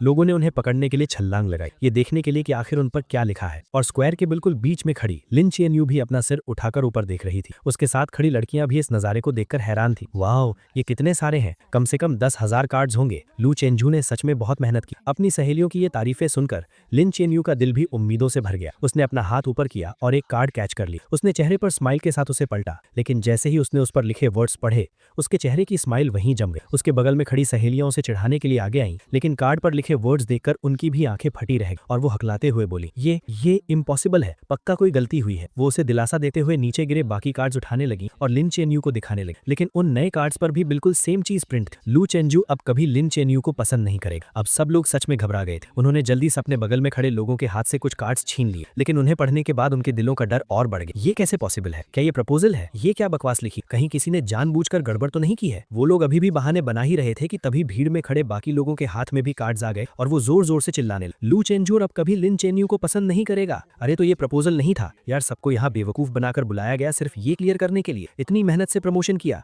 अब तो पूरे स्कूल को पता चल गया। लोगों की तेज होती इन आवाजों और बातों को सुनकर लिन चेन्यू के चेहरे का रंग धीरे धीरे उड़ गया। उसे ऐसा लगा जैसे किसी ने उसका दिल जकड़ लिया हो। उसके दिमाग में ऑक्सीजन की कमी होने लगी और सब कुछ ब्लैंक हो गया। उसकी आंखों में सिर्फ हैरानी और डर साफ दिखा जा सकता था। स्क्वायर में खड़े हजारों लोग पंजों के बल उठकर उसका रिएक्शन देखने की कोशिश कर रहे थे और सबकी उम्मीदों के मुताबिक उसने अपने हाथ के कार्ड्स फेंक दिए और तेज कदमों से मेन बिल्डिंग की तरफ भागने लगी। तमाशा देखने वाले लोग भी तुरंत उसके पीछे पीछे जाने लगे। आखिरी कार्ड्स का बंडल नीचे फेंकने के बाद रूममेट्स भी जाने की तैयारी कर रहे, लेकिन जैसे ही वो दरवाजे के पास पहुंचे, सामने से लिन चैन्यू आ गई। वो अपनी सहेलियों के साथ भागकर ऊपर आई और कुछ ही सेकंड्स में उनके पीछे तमाशा देखने वालों की भारी भीड़ भी वहां आ गई। लिन चैन्यू को देखकर रूममेट्स ने तुरंत उसे ताना मारना शुरू कर दी। ओहो, तो ये हमारी चिंगडा की स्कूल ब्यूटी है ना? क्या तुम कहती नहीं थी कि लू चेंजू तुम्हारे लायक नहीं है? तो फिर तुम इस बोरिंग से तमाशे में हिस्सा लेने क्यों आई हो? उनकी ये तानेबाजी सुनकर लिन चैन्यू के हाथ कसकर मुट्ठी बन गए। उसका चेहरा गुस्से से लाल हो गया और उसने पूछा, क्या ये कार्ड्स तुम लोगों ने अपनी मर्जी से नीचे फेंके हैं? अपनी मर्जी शब्द सुनकर तीनों लड़के जोर से हंस पड़े। हमारी इतनी हिम्मत कहाँ? ये सब लू चेंजो ने बहुत सारे पैसे खर्च करके प्रिंट करवाए थे और बहुत मेहनत से स्कूल तक लेकर आया था। हम तो बस उसका आखिरी काम पूरा करने वाले मजदूर हैं। ये सुनकर पीछे खड़े स्टूडेंट्स आपस में फुसफुसाने लगे। लिन चैन्यू को तो लू चेंजो पसंद नहीं था ना? अब जब उस लड़के ने हार मान ली है तो ये इतनी बेचैन क्यों हो रही? तुम्हें क्या पता, नॉवेल्स की लैंग्वेज में इसे कहते हैं कि एक घमंडी लड़की का घमंड टूट गया है और अब वो अपने प्यार के पीछे भाग रही है। जाएगी। मुझे तो लगता है कि अगर वो अब रिग्रेट कर रही है तो वो इसी लायक है। जब उसने पहले 99 टाइम्स उसे इग्नोर किया तब वो क्या कर रही थी? लोगों की ये बातें लिन चैनयू के दिल में तीखे चाकुओं की तरह चुभ रही और उन्होंने उसके लंबे समय से चले आ रहे कॉन्फिडेंस को चकनाचूर कर दी। इन 2 सालों में उसे लगा था कि वो मुझे पूरी तरह समझती है और मेरे थॉट्स और एक्शंस को इजीली कंट्रोल कर सकती, और आखिर हुआ भी वैसा ही। मेरे पिछले 99 प्रपोजल्स बिल्कुल वैसे ही खत्म हुए थे जैसे उसने सोचा था। उसे लगा था कि 100th टाइम सब कुछ खत्म हो जाएगा और मेरे और उसके बीच एक परफेक्ट हैप्पी एंडिंग हो। लेकिन जब उसे लग रहा था कि वो पूरी तरह जीत चुकी है, मैंने पूरी दुनिया के सामने उसे सबसे बड़ा झटका दिया। अब वो पहले की तरह शांत और केयरलेस होने का नाटक नहीं कर पा रही। उसकी असलियत सबके सामने आ चुकी। लू चेंजो कहाँ है? प्रेसिडेंट सू ने उसके चेहरे को देखा। उनके होठों पर मजे लेने वाली एक स्माइल आई और उन्होंने हाथ उठाकर चिड़िया के उड़ने का इशारा की। प्रपोजल खत्म हो गया तो जाहिर सी बात है वो उड़ गया। लू चैनयू को लगा कि वो मजाक कर रहा है, लेकिन आखिरी 2 वर्ड सुनकर उसके दिल की धड़कन कुछ सेकंड्स के लिए रुक गई। उड़ गया का मतलब क्या है? अचानक उसके मन में एक बहुत बुरा ख्याल आया। उसने सामने खड़े लड़कों को धक्का दिया और छत की तरफ भागी। छत बिल्कुल खाली थी, वहां कोई नहीं था और सीढ़ियों और एलिवेटर में लोगों की इतनी भीड़ थी कि मेरा नीचे जाना इम्पॉसिबल था। क्या लू चेंसो आज स्कूल नहीं आया था? ये एहसास होते ही वो बुरी तरह घबरा गई और उसे समझ नहीं आ रहा था कि वो क्या करे। सिक्योरिटी गार्ड्स ने आखिरकार मेन बिल्डिंग में फंसी सारी भीड़ को बाहर निकाला। अपनी सहेलियों के सहारे लिन चैनयू नीचे आई। उसने देखा कि 7-8 स्वीपर्स जमीन से वो कार्ड्स साफ कर रहे थे। वो बिना कुछ सोचे नीचे झुकी और एक कार्ड उठाया जिस पर जूतों के निशान छपे थे। अब जब उसने उन वर्ड्स को देखा तो उसकी फीलिंग्स बदल चुकी थी। उसका गुस्सा और हैरानी अब एक कभी ना खत्म होने वाले डर और घबराहट में बदल चुके थे। कुछ नहीं होगा चैनयू, लू चेंजो ने ये सब पक्का उस सस्पेंशन वाले मामले के गुस्से में किया होगा। तुम वापस जाओ और उसे अच्छे से एक्सप्लेन करो। अपने दिल की सारी बातें उसे बता दो। वो तुम्हें बहुत पसंद करता है, वो तुम्हें पक्का माफ कर देगा। हाँ, उसने तुम्हें 2 साल चेज किया है और 99 टाइम्स प्रपोज किया है। इस बार वो पक्का बस ऐसे ही गुस्सा दिखा रहा है। तुम उसे थोड़ा सा मना लोगी तो वो मान जाएगा। हालांकि सब लोग उसे पॉजिटिव बातें बोलकर समझा रहे थे, लेकिन लिन चैनयू के सिक्स्थ सेंस उसे बता रही थी कि इस बार सब कुछ पहले से बिल्कुल अलग है। वो अपनी उस घबराहट को रोक नहीं पा रही थी और उसे अपनी सहेलियों की बातें भी शोर लग रही थी। परेशान होकर वो सीधा कार ड्राइव करके अपार्टमेंट की तरफ निकल गई। वो मुझे ढूंढकर सब कुछ क्लियर करना चाहती थी। 10:30 पर उसने अपनी कार पार्क की और जैसे ही सोसाइटी के गेट पर पहुंची, उसने डस्टबिन साफ करने वालों को देखा। अचानक उसे कल रात का वो सीन याद आ गया जब मैं जमीन पर बैठकर कुछ जला रहा था। उस वक्त भी उसे लगा था कि कुछ अजीब है, लेकिन उसने मुझसे पूछा नहीं। अब वो देखना चाहती थी कि आखिर मैंने क्या जलाया था, लेकिन गार्ड ने वहां नया डस्टबिन रख दिया था। क्लीनिंग ट्रक दूर जा चुका था, तो मजबूरन लिन चैनयू हाथ में वो कार्ड लिए ऊपर चली गई। एलिवेटर का दरवाजा खुलते ही वो सामने रखे कुछ बड़े लगेज बॉक्सेस के कारण अंदर ही फंस गई। पास खड़े लड़के ने देखा कि वो बाहर नहीं आ पा रही है, तो उसने जल्दी से सॉरी बोला और लगेज हटाने लगा। लिन चैनयू ने अंदाजा लगाया कि शायद ये कोई नया नेबर है जो पास वाले अपार्टमेंट में शिफ्ट हुआ है, लेकिन जैसे ही वो अपने दरवाजे पर पहुंची, उसने देखा कि सामने वाला दरवाजा आधा खुला हुआ था। उसने हाथ उठाकर नॉक किया। अंदर बिल्कुल सन्नाटा था। इस अजीब सन्नाटे की वजह से लिन चैनयू की भौएं सिकुड़ गईं। वो बस दरवाजा खोलकर अंदर देखने ही वाली थी कि पीछे से एक लड़के की आवाज आई, हेलो, मैं 1705 का नया ओनर हूँ, अभी शिफ्ट हुआ हूँ, प्लीज मेरा ख्याल रखिएगा। 1705 सुनकर लिन चैनयू ने बिना सोचे दरवाजे की नेम प्लेट पर देखा। अगले ही पल वो एक मूर्ति की तरह वहीं जम गई। वो लड़का अपना लगेज लाते हुए बहुत एक्साइटमेंट के साथ अपना इंट्रोडक्शन दे रहा था, लेकिन लिन चैनयू ने उसकी एक बात नहीं सुनी। वो अचानक मुड़ी और उसकी नजरें उसके लेफ्ट साइड वाले दरवाजे पर टिक गई। 1705 का डोर नंबर, 1705 का नया ओनर, तो पुराना ओनर कहाँ गया? एजेंट ने बताया कि वो आज सुबह ही शिफ्ट हो गए। क्या आप उन्हें जानती हैं? क्या आप मुझे उनका कॉन्टैक्ट नंबर दे सकती हैं? ऐसा लग रहा था कि उन्हें जाने की बहुत जल्दी थी। उन्होंने इस अपार्टमेंट का प्राइस बहुत कम रखा था, तो मैंने जल्दी से इसे खरीद लिया। मैं उन्हें एक बार थैंक यू बोलना चाहता था। इन कुछ शब्दों ने लिन चैनयू का दिमाग सुन कर दिया। काफी देर तक वहीं खड़े रहने के बाद उसे अचानक होश आया। वो साइड हुई और उसने उस आधे खुले दरवाजे को धक्का देकर खोल दिया। रूम पूरी तरह खाली था। कुछ फर्नीचर को छोड़कर वहां कोई भी पर्सनल चीज नहीं थी। वो कमरा एक नए घर की तरह एकदम साफ था। उस लड़के ने लिन चैनयू के पीले पड़ते चेहरे पर ध्यान नहीं दिया और अभी भी दांत दिखाते हुए हंस रहा था। साफ है ना? एजेंट ने बताया कि उस भाई ने 3 दिन तक सफाई की, क्योंकि सारा सामान ले जाना मुश्किल था, तो उसने बहुत सी चीजें फेंक भी दी। लिन चैनयू को याद ही नहीं था कि वो अपने घर वापस कैसे पहुंचा। जब उसे होश आया तो उसने खुद को दरवाजे के पास जमीन पर गिरा हुआ पाया। उसके पैरों में कोई जान नहीं बची थी और वो पूरी पसीने में भीगी हुई थी, जैसे अभी अभी पानी से निकाली गई हो। उसने अपना फोन निकाला, वी चैट पर मेरी प्रोफाइल ओपन की और कांपते हाथों से कुछ वर्ड्स टाइप किए। तुम यहाँ से शिफ्ट क्यों हो गए? जैसे ही उसने सेंड बटन दबाया, स्क्रीन पर एक लाल निशान आ गया। उस लाल निशान को देखकर उसकी आंखें कुछ सेकंड्स के लिए वहीं टिक गईं। फिर भी उसे यकीन नहीं हुआ तो उसने कुछ और मैसेजेस सेंड किए, लेकिन हर बार वही सेम फेल्ड मैसेज की वार्निंग आई। फोन की स्क्रीन को देखकर उसे ऐसा लगा जैसे किसी ने उसका गला घोंट दिया हो और उसकी सांस रुकने लगी। जैसे ही उसकी सांस रुकने वाली थी, फोन बजा। उसने अपना हाथ हटाया और फोन उठाया। तभी उसे अपनी रूममेट की घबराई हुई आवाज सुनाई दी, चियन चिएनयू, गड़बड़ हो गई। लू चेंजू इटली चला गया है। मैंने अभी अभी नोटिस बोर्ड पर एक्सचेंज स्टूडेंट लिस्ट में उसका नाम देखा है। ये बात लिन चिएनयू के दिल में किसी बिजली की तरह गिरी और एक तूफान ले आई। उसने कैबिनेट पकड़कर खड़े होने की कोशिश की, लेकिन उसके सुन्न पड़े पैर उसका साथ नहीं दे रहे थे। वो सीधे सिर के बल जमीन पर गिर पड़ी और उसका माथा दीवार के कोने से जोर से टकराया। वहां एक गहरा घाव हो गया और खून तेजी से बहने लगा। पास गिरे फोन से घबराई हुई आवाजें आ रही थी। तुम्हें क्या हुआ है? हम अभी आ रहे हैं। लिन चिएनयू के पास अब इन बातों को समझने का टाइम नहीं था। उसने अपना हाथ उठाकर अपने घाव को दबाया। उसे ऐसा लग रहा था जैसे उसके दिमाग को चींटियां कुतर रही हों। वो नसों का दर्द बर्दाश्त से बाहर था। वो सिकुड़कर गोल हो गई और उसके गले से दर्द भरी कराह निकलने लगी। उसकी आंखों के सामने अंधेरा छा गया। पूरी तरह बेहोश होने से पहले उसके दिमाग में बस वही एक लाइन चल रही थी जिसे उसने आज ना जाने कितनी बार पढ़ा था और जो उसके दिल पर छप चुकी थी। लू चेंजू अब कभी लिन चिएनयू को पसंद नहीं करेगा। लिन चिएनयू को बहुत गहरी चोट आई थी। किस्मत से उसकी जान बच गई, लेकिन उसे आईसीयू में एडमिट करना पड़ा। जब उसे होश आया तो उसे पता चला कि 3 दिन बीत चुके हैं। उसकी सहेलियों ने उसके बेड के पास खड़े होकर चैन की सांस ली और फिर उसे बताने लगी कि उसके बेहोश रहने के दौरान क्या क्या हुआ था। जो खबर उन्हें मिली थी उसके हिसाब से लू चेंजू 3 दिन पहले ही इटली पहुंच चुका था, लेकिन अभी तक उसके एडमिशन की फॉर्मेलिटीज पूरी नहीं हुई थी। सुना है कि लिस्ट पब्लिक होने के बाद किसी ने स्कूल में उसकी कंप्लेन कर दी कि उसने अभी कुछ टाइम पहले एग्जाम में चीटिंग की थी, इसलिए उसका एक्सचेंज प्रोग्राम कैंसिल कर देना चाहिए। अगर उसका प्रोग्राम कैंसिल हो गया तो उसे पक्का वापस आना पड़ेगा। चिएनयू, तुम टेंशन मत लो, वो कहीं भाग नहीं सकता। लिन चिएनयू का दिल जोर से धड़कने लगा और उसकी आंखें फटी की फटी रह गईं। वो अभी इस शॉकिंग न्यूज से बाहर भी नहीं आ पाई थी कि दरवाजे पर नॉक हुआ। एक रूममेट भागकर दरवाजा खोलने गई और बाकी तीनों हैरानी से देखने लगी। उन्होंने देखा कि फेमस प्रोफेसर जांग बहुत गुस्से में अंदर आए। उन्होंने बेड पर लेटी लिन चिएनयू की तरफ एक नजर देखा। उनका वो बिना कुछ कहे डराने वाला ऑरा ऐसा था कि कोई उनसे आंख नहीं मिला पा रहा था। तुम ही लिन चिएनयू हो ना? सुना है चेंजू और जू यानचू वाले चीटिंग केस में तुमने ही गवाही दी थी। मुझे तुमसे बात करनी है। ये सुनकर रूममेट्स वहां रुकने की हिम्मत नहीं कर पाई और तुरंत वार्ड से बाहर चली गईं। धीरे धीरे बंद होते दरवाजे को देखते हुए लिन चिएनयू ने हल्का सा अपना सिर उठाया। हाँ, मैंने ही गवाही दी थी। ये जवाब सुनते ही प्रोफेसर जांग का चेहरा गुस्से से लाल हो गया और उन्होंने अपनी आवाज तेज करते हुए कहा, चेंजू ने मुझे बताया कि तुमने झूठी गवाही दी है। इतने बड़े मामले में तुमने झूठ बोलने की हिम्मत कैसे की? क्या तुम्हें पता भी है कि इसका उसके फ्यूचर पर क्या असर पड़ेगा? अगर ऑफिशियल नोटिस आ गया और ऊपर से जो कंट्रोवर्सी तुम्हारे कारण इंटरनेट पर हुई थी उसे मिला दें तो उसकी पूरी जिंदगी तुम्हारे हाथों बर्बाद हो जाएगी। वो तुम्हें पसंद करता है, लेकिन अपने दिल पर हाथ रखकर बताओ, क्या इन 2 सालों में उसने कभी तुम्हारे साथ कुछ बुरा किया है? क्या तुम उससे इतनी नफरत करती हो कि उसे पूरी तरह से बर्बाद करना चाहती हो? अगर तुम्हारे अंदर थोड़ी सी भी इंसानियत बची है तो तुरंत स्कूल एडमिनिस्ट्रेशन के पास जाकर उन्हें सच बताओ। ये बातें सुनकर लिन चिएनयू का दिमाग सुन्न हो गया और उसका दिल घबराहट से तेज धड़कने लगा। उस वक्त वो बस इस बात से गुस्सा थी कि मैंने क्लब पार्टी में उसे चूज नहीं किया था।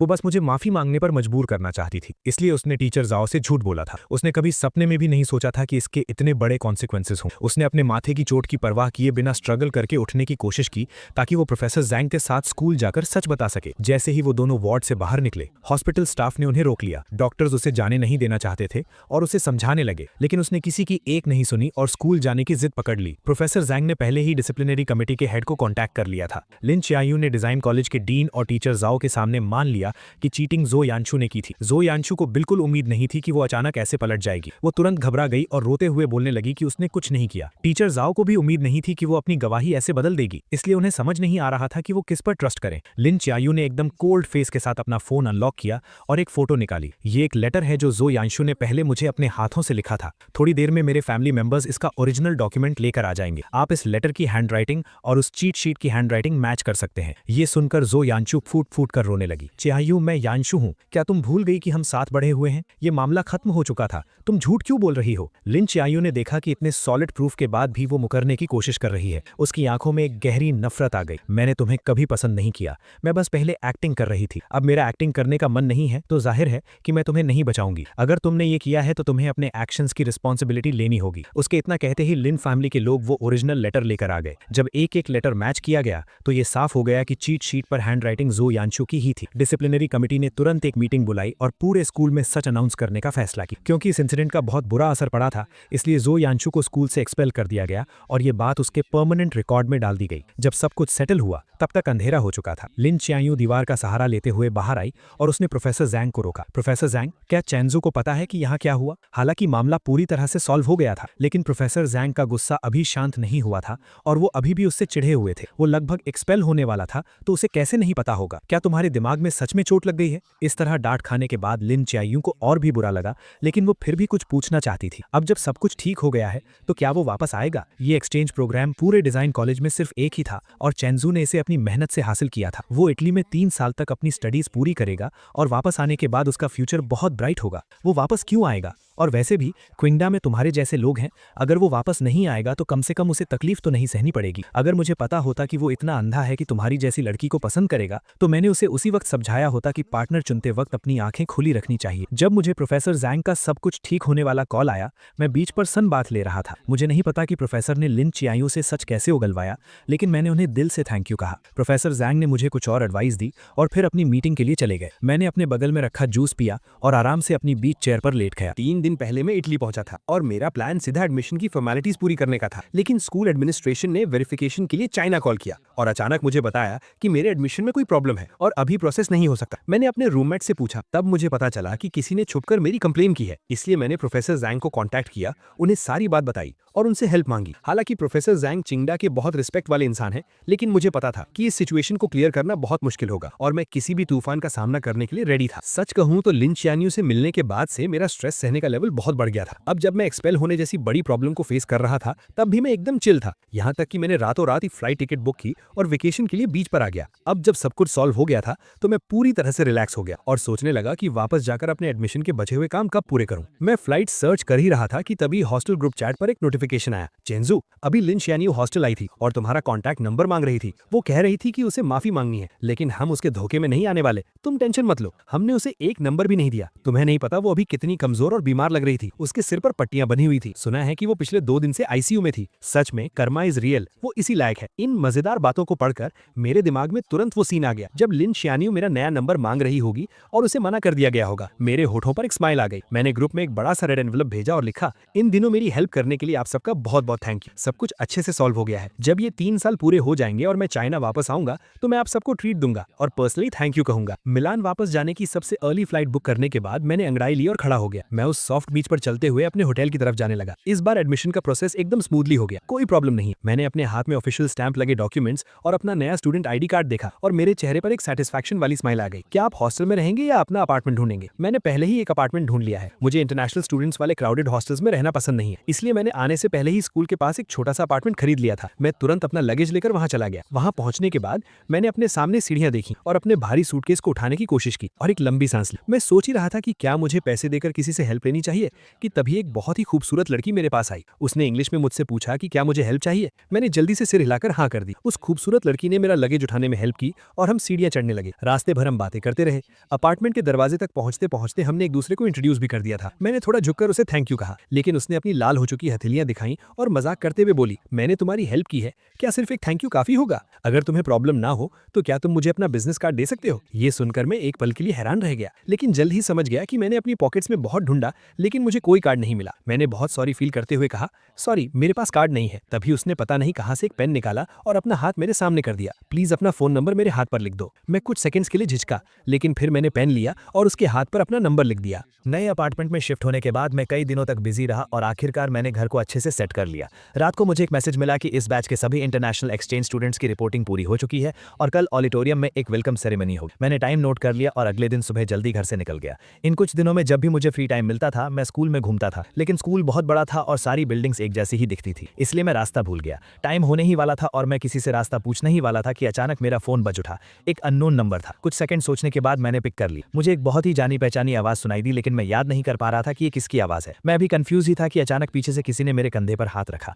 मैंने पीछे मुड़कर देखा तो वो सिल्विया थी, वही खूबसूरत लड़की जिसने कुछ दिन पहले मेरी हेल्प की। वो स्माइल करते हुए मुझे हाय कह रही थी और उसका फोन अभी भी उसके कान पर था। तब मुझे समझ आया कि ये उसका नंबर था। मेरे चेहरे पर एक सरप्राइज भरा एक्सप्रेशन आ गया। हम दोनों एक साथ हंस पड़े। तुम कहाँ खोए हुए हो? मैंने सच सच बता दिया कि मैं रास्ता भटक गया हूँ। ऑडिटोरियम का नाम सुनकर उसने तुरंत कहा कि उसे भी वहीं जाना है और वो मुझे रास्ता दिखा सकती है। मैं भी वहीं जा रही हूँ, चलो मैं तुम्हें ले चलती हूँ। मुझे उस पर कोई शक नहीं हुआ। हम दोनों एक भूल भुलैया जैसे कॉलेज कैंपस में घूमते हुए हंसते बोलते जा रहे थे। करीब 10 मिनट चलने के बाद सिल्विया ने सामने वाली बिल्डिंग की तरफ इशारा करते हुए कहा, हम पहुंच गए। मैंने अपना फोन निकालकर चेक किया और वो बिल्डिंग बिल्कुल वैसी ही लग रही थी जैसी एलुमनाई ने फोटो में भेजी थी। मैंने जल्दी से हाथ हिलाकर सिल्विया को थैंक यू कहा। ये वेलकम सेरेमनी 2 घंटे तक चली। जब मैं ऑडिटोरियम से बाहर आया तो मेरी कमर दर्द करने लगी। मैं सोच ही रहा था कि लंच कहाँ करूं, तभी अचानक मेरे सामने कोई आ गया। सिल्विया ने स्माइल करते हुए मुझे हाय कहा और मेरे लंच प्लान के बारे में पूछा। मैं खुद इस बात को लेकर परेशान था। उसने मेरी परेशानी समझ ली और एक रेस्टोरेंट सजेस्ट करते हुए मुझे साथ चलने के लिए इन्वाइट किया। मैं मान गया और उसके साथ स्कूल से बाहर निकल गया। जब हम रेस्टोरेंट के दरवाजे पर पहुंचे तब मैंने देखा कि ये एक चाइनीज रेस्टोरेंट है। मेरी आंखों में थोड़ी हैरानी दिखी। क्या तुम मुझे चाइनीज फूड खिलाना चाहती हो? क्या तुम्हें ये खाना पसंद आएगा? मैंने सुना है कि तुम लोगों को यहाँ का खाना जल्दी सूट नहीं करता। मैं चाहती थी कि आज हमारा लंच बहुत अच्छा रहे और मैं भी चाइनीज फूड ट्राई करना चाहती थी, इसीलिए मैंने ये रेस्टोरेंट सेलेक्ट किया। मुझे उम्मीद नहीं थी कि वो इतनी केयरिंग होगी, इसलिए मैं उसकी बात टालना नहीं चाहता था। तो ठीक है, यही रेस्टोरेंट सही रहेगा। मैं भी यहाँ का होस्ट ही हूँ, तो ये मील मेरी तरफ से होगा। मुझे उम्मीद है कि तुम्हारा पहला चाइनीज फूड एक्सपीरियंस बहुत अच्छा रहे। हम बातें करते हुए रेस्टोरेंट के अंदर गए और एक सीट ढूंढकर बैठ गए। सिल्विया के चीयरफुल और पुनाइट नेचर की वजह से हमारा लंच बहुत मजेदार रहा। हमने ईस्ट और वेस्ट के कल्चर डिफरेंसेस के बारे में बात और स्कूल में होने वाली मजेदार चीजों पर डिस्कस किया। हम बहुत जल्दी अच्छे दोस्त बन गए। लंच के बाद सिल्विया मुझे मेरे अपार्टमेंट तक छोड़ने आई। जाते वक्त उसके चेहरे पर एक उदासी सी। क्या मैं तुम्हें इस वीकेंड एक आफ्टरनून टी के लिए इनवाइट कर सकती हूँ? वीकेंड पर मौसम बहुत अच्छा था, इसलिए मैं खुशी खुशी चला गया और सिल्विया के साथ एक गार्डन कैफे में बैठकर बातें करने लगा। झील के पास से सफेद कबूतरों का एक झुंड उड़ता हुआ आया और एक पंख धीरे से मेरे सिर पर आ गिरा। सिल्विया ने देखा और हंसते हुए उसे हटाने के लिए खड़ी हुई। हम दोनों एक दूसरे के बहुत करीब और दूर से देखने पर ऐसा लग रहा था जैसे हम बहुत क्लोज हों। मैंने अपनी हंसती हुई आंखें ऊपर की और कहा थैंक यू। मैंने जैसे ही ये कहा मेरी नजर अचानक बाईं तरफ गई और मेरी आंखें वहीं जम गई। वो औरत जो दरवाजे पर खड़ी थी, जिसके माथे पर पट्टी बंधी थी और जिसका चेहरा बिल्कुल उतरा हुआ था, वो मुझे लिन कियान यू जैसी क्यों लग रही थी? मैं उसे ध्यान से देख भी नहीं पाया था कि वो औरत गुस्से से मेरी तरफ आने लगी। उसने अपनी खून से लाल हो चुकी आंखों से नीचे रखे टेस्टी केक्स को देखा और उसकी नजरें हम दोनों के बीच घूमने लगी। ये कौन है? ये जानी पहचानी आवाज सुनकर मुझे पक्का हो गया कि ये लिन कियान यू ही है। मुझे नहीं पता था कि उसे कैसे पता चला कि मैं यहाँ हूँ, लेकिन मुझे उसे देखकर कोई हैरानी नहीं हुई। मुझे पता था कि एक न एक दिन वो मेरे पीछे इटली जरूर आएगी। आखिरकार लिन कियान यू की नजरों में मैं उसका एक ऐसा शिकार था जिसे वो आसानी से पकड़ सकती थी। वो मुझे अपनी नजरों से दूर भागने नहीं दे सकती थी। मैं उसे दोबारा फेस करने के लिए पहले से ही तैयार था, इसलिए उसके इतने बुरे बर्ताव के बाद भी मैं एकदम शांत। मेरी नई दोस्त है, कोई काम है क्या?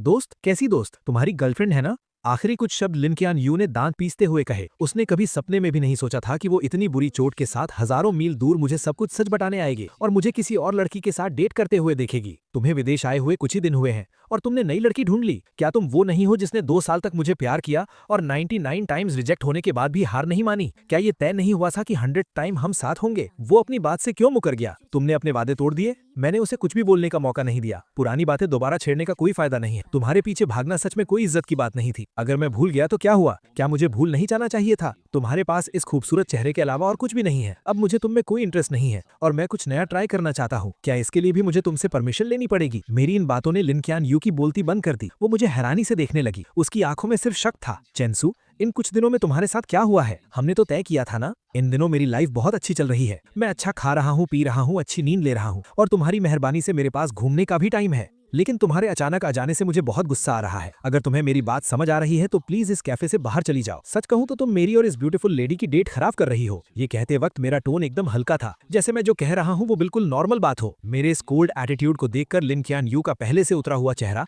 और भी सफेद पड़ गया। तब जाकर उसे एहसास हुआ कि अब सच में सब कुछ उसके कंट्रोल से बाहर जा चुका है। पहले मुझसे गलती हुई थी। मुझे तुम्हारी फीलिंग्स के साथ नहीं खेलना चाहिए था। आई एम सॉरी चेंसू, प्लीज मुझे माफ कर दो। क्या तुम मुझे एक और मौका नहीं दे सकते? उसके कांपते हुए हाथों को देखकर मैंने अपनी भौहें उठाई और ताना मारते हुए कहा, मैं स्कूल ब्यूटी की माफी डिजर्व नहीं करता। तुम टेंशन मत लो, अब से हम दोनों एक दूसरे के लिए अजनबी हैं। तुम्हें अब डरने की जरूरत नहीं है कि मैं तुम्हारे पीछे भागूंगा। मेरी आंखों में ये डिटर्मिनेशन देखकर लिन कियान यू समझ गई कि मैं मजाक नहीं कर रहा हूँ। वो बहुत घबरा गई और उसने अनजाने में ही मेरा हाथ इतनी जोर से पकड़ा कि मेरे चेहरे पर सिकन आ गई। सिल्विया को हम दोनों की बातें समझ नहीं आ रही थी। शुरुआत में उसे लगा कि हम बस दोस्त हैं और बात कर रहे हैं, लेकिन जब उसने देखा कि मेरा हाथ लाल हो गया है तो वो जल्दी से खड़ी हुई और मुझे छुड़ाने की कोशिश करने लगी। लिन कियान यू के लिए ये एक खुला चैलेंज जैसा था। उसने बिना सोचे सिल्विया का हाथ झटक दिया। सिल्विया धक्का लगने से कुछ कदम पीछे लड़खड़ाई। लिन कियान यू ने उसे बहुत ठंडी नजरों से घूरा और मेरा हाथ पकड़कर मुझे अपने साथ खींचने लगी। सिल्विया ने दीवार का सहारा लेकर खुद को संभाला। जब उसने देखा कि मैं उसके साथ नहीं जाना चाहता तो उसने आकर सीधा लिन कियान यू के मुंह पे थप्पड़ जड़ दिया और अगले ही पल दोनों आपस में बुरी तरह लड़ने लगी। बहुत से कस्टमर्स डर गए कि कहीं उन्हें भी चोट ना लग जाए, इसलिए वो बाहर भागने लगे। सेकंड फ्लोर पर मौजूद ओनर ने तुरंत पुलिस को कॉल कर दिया। पुलिस ने आकर उन दोनों को अलग किया जो गुस्से में पागल हो चुकी थी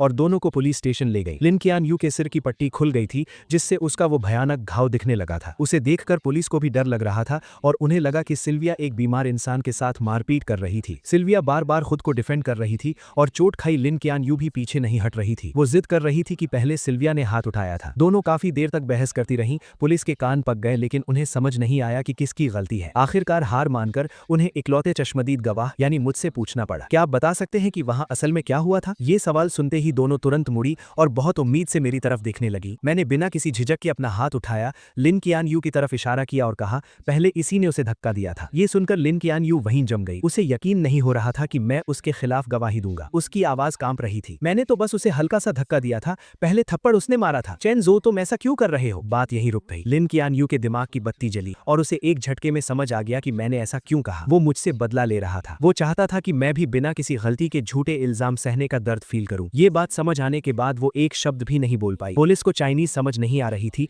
तो उन्होंने मुझसे ट्रांसलेट करने को कहा। मैंने सीधा सीधा हमारे रिश्ते से पल्ला झाड़ लिया। मैं सिल्विया के साथ लंच कर रहा था और ये अचानक वहां आकर तमाशा करने लगी। ये मेरी मर्जी के खिलाफ मुझे जबरदस्ती वहां से ले जाना चाहती थी और फिर इसने धक्का दे दिया, जिसकी वजह से इन दोनों में लड़ाई शुरू हो गई। लिन कियान यू के दिल में बची हुई आखिरी उम्मीद भी पूरी तरह टूट गई। उसने अपना मुंह खोला और एक बेजान फटी हुई आवाज में पूछा, क्या तुम अब कभी मेरी साइड नहीं लोगे? मैंने तिरछी नजरों से उसे देखा और एक ठंडी स्माइल के साथ कहा, मैं एक सच्चा इंसान हूं, मैं हमेशा सिर्फ सच का साथ दूंगा। लिन कियान यू ने फिर भी हार नहीं मानी और एक और सवाल पूछा, अगर आज उसने मुझे पहले धक्का दिया होता तो क्या तुम तब भी सच बोलते? क्या ये भी पूछने वाली बात है? मेरा तुमसे कोई लेना देना नहीं है। क्या हम इतने क्लोज हैं? सिल्विया अभी छोटी है और बहुत सेंसिटिव है। मैं जाहिर सी बात है अपनी दोस्त का ही साथ दूंगा। ये बात बोलकर मुझे कोई फर्क नहीं पड़ा कि उसका रिएक्शन क्या था। मैं मुड़ा और वहां से चला गया। मेरी गवाही और तुरंत मंगवाई गई सीसीटीवी फुटेज की वजह से सच जल्दी ही सबके सामने आ गया। एक फॉरेन नेशनल होने के बावजूद तमाशा करने के जुर्म में लिन कियान यू को हिरासत में ले लिया गया। मैंने सिल्विया के बाहर आने का वेट किया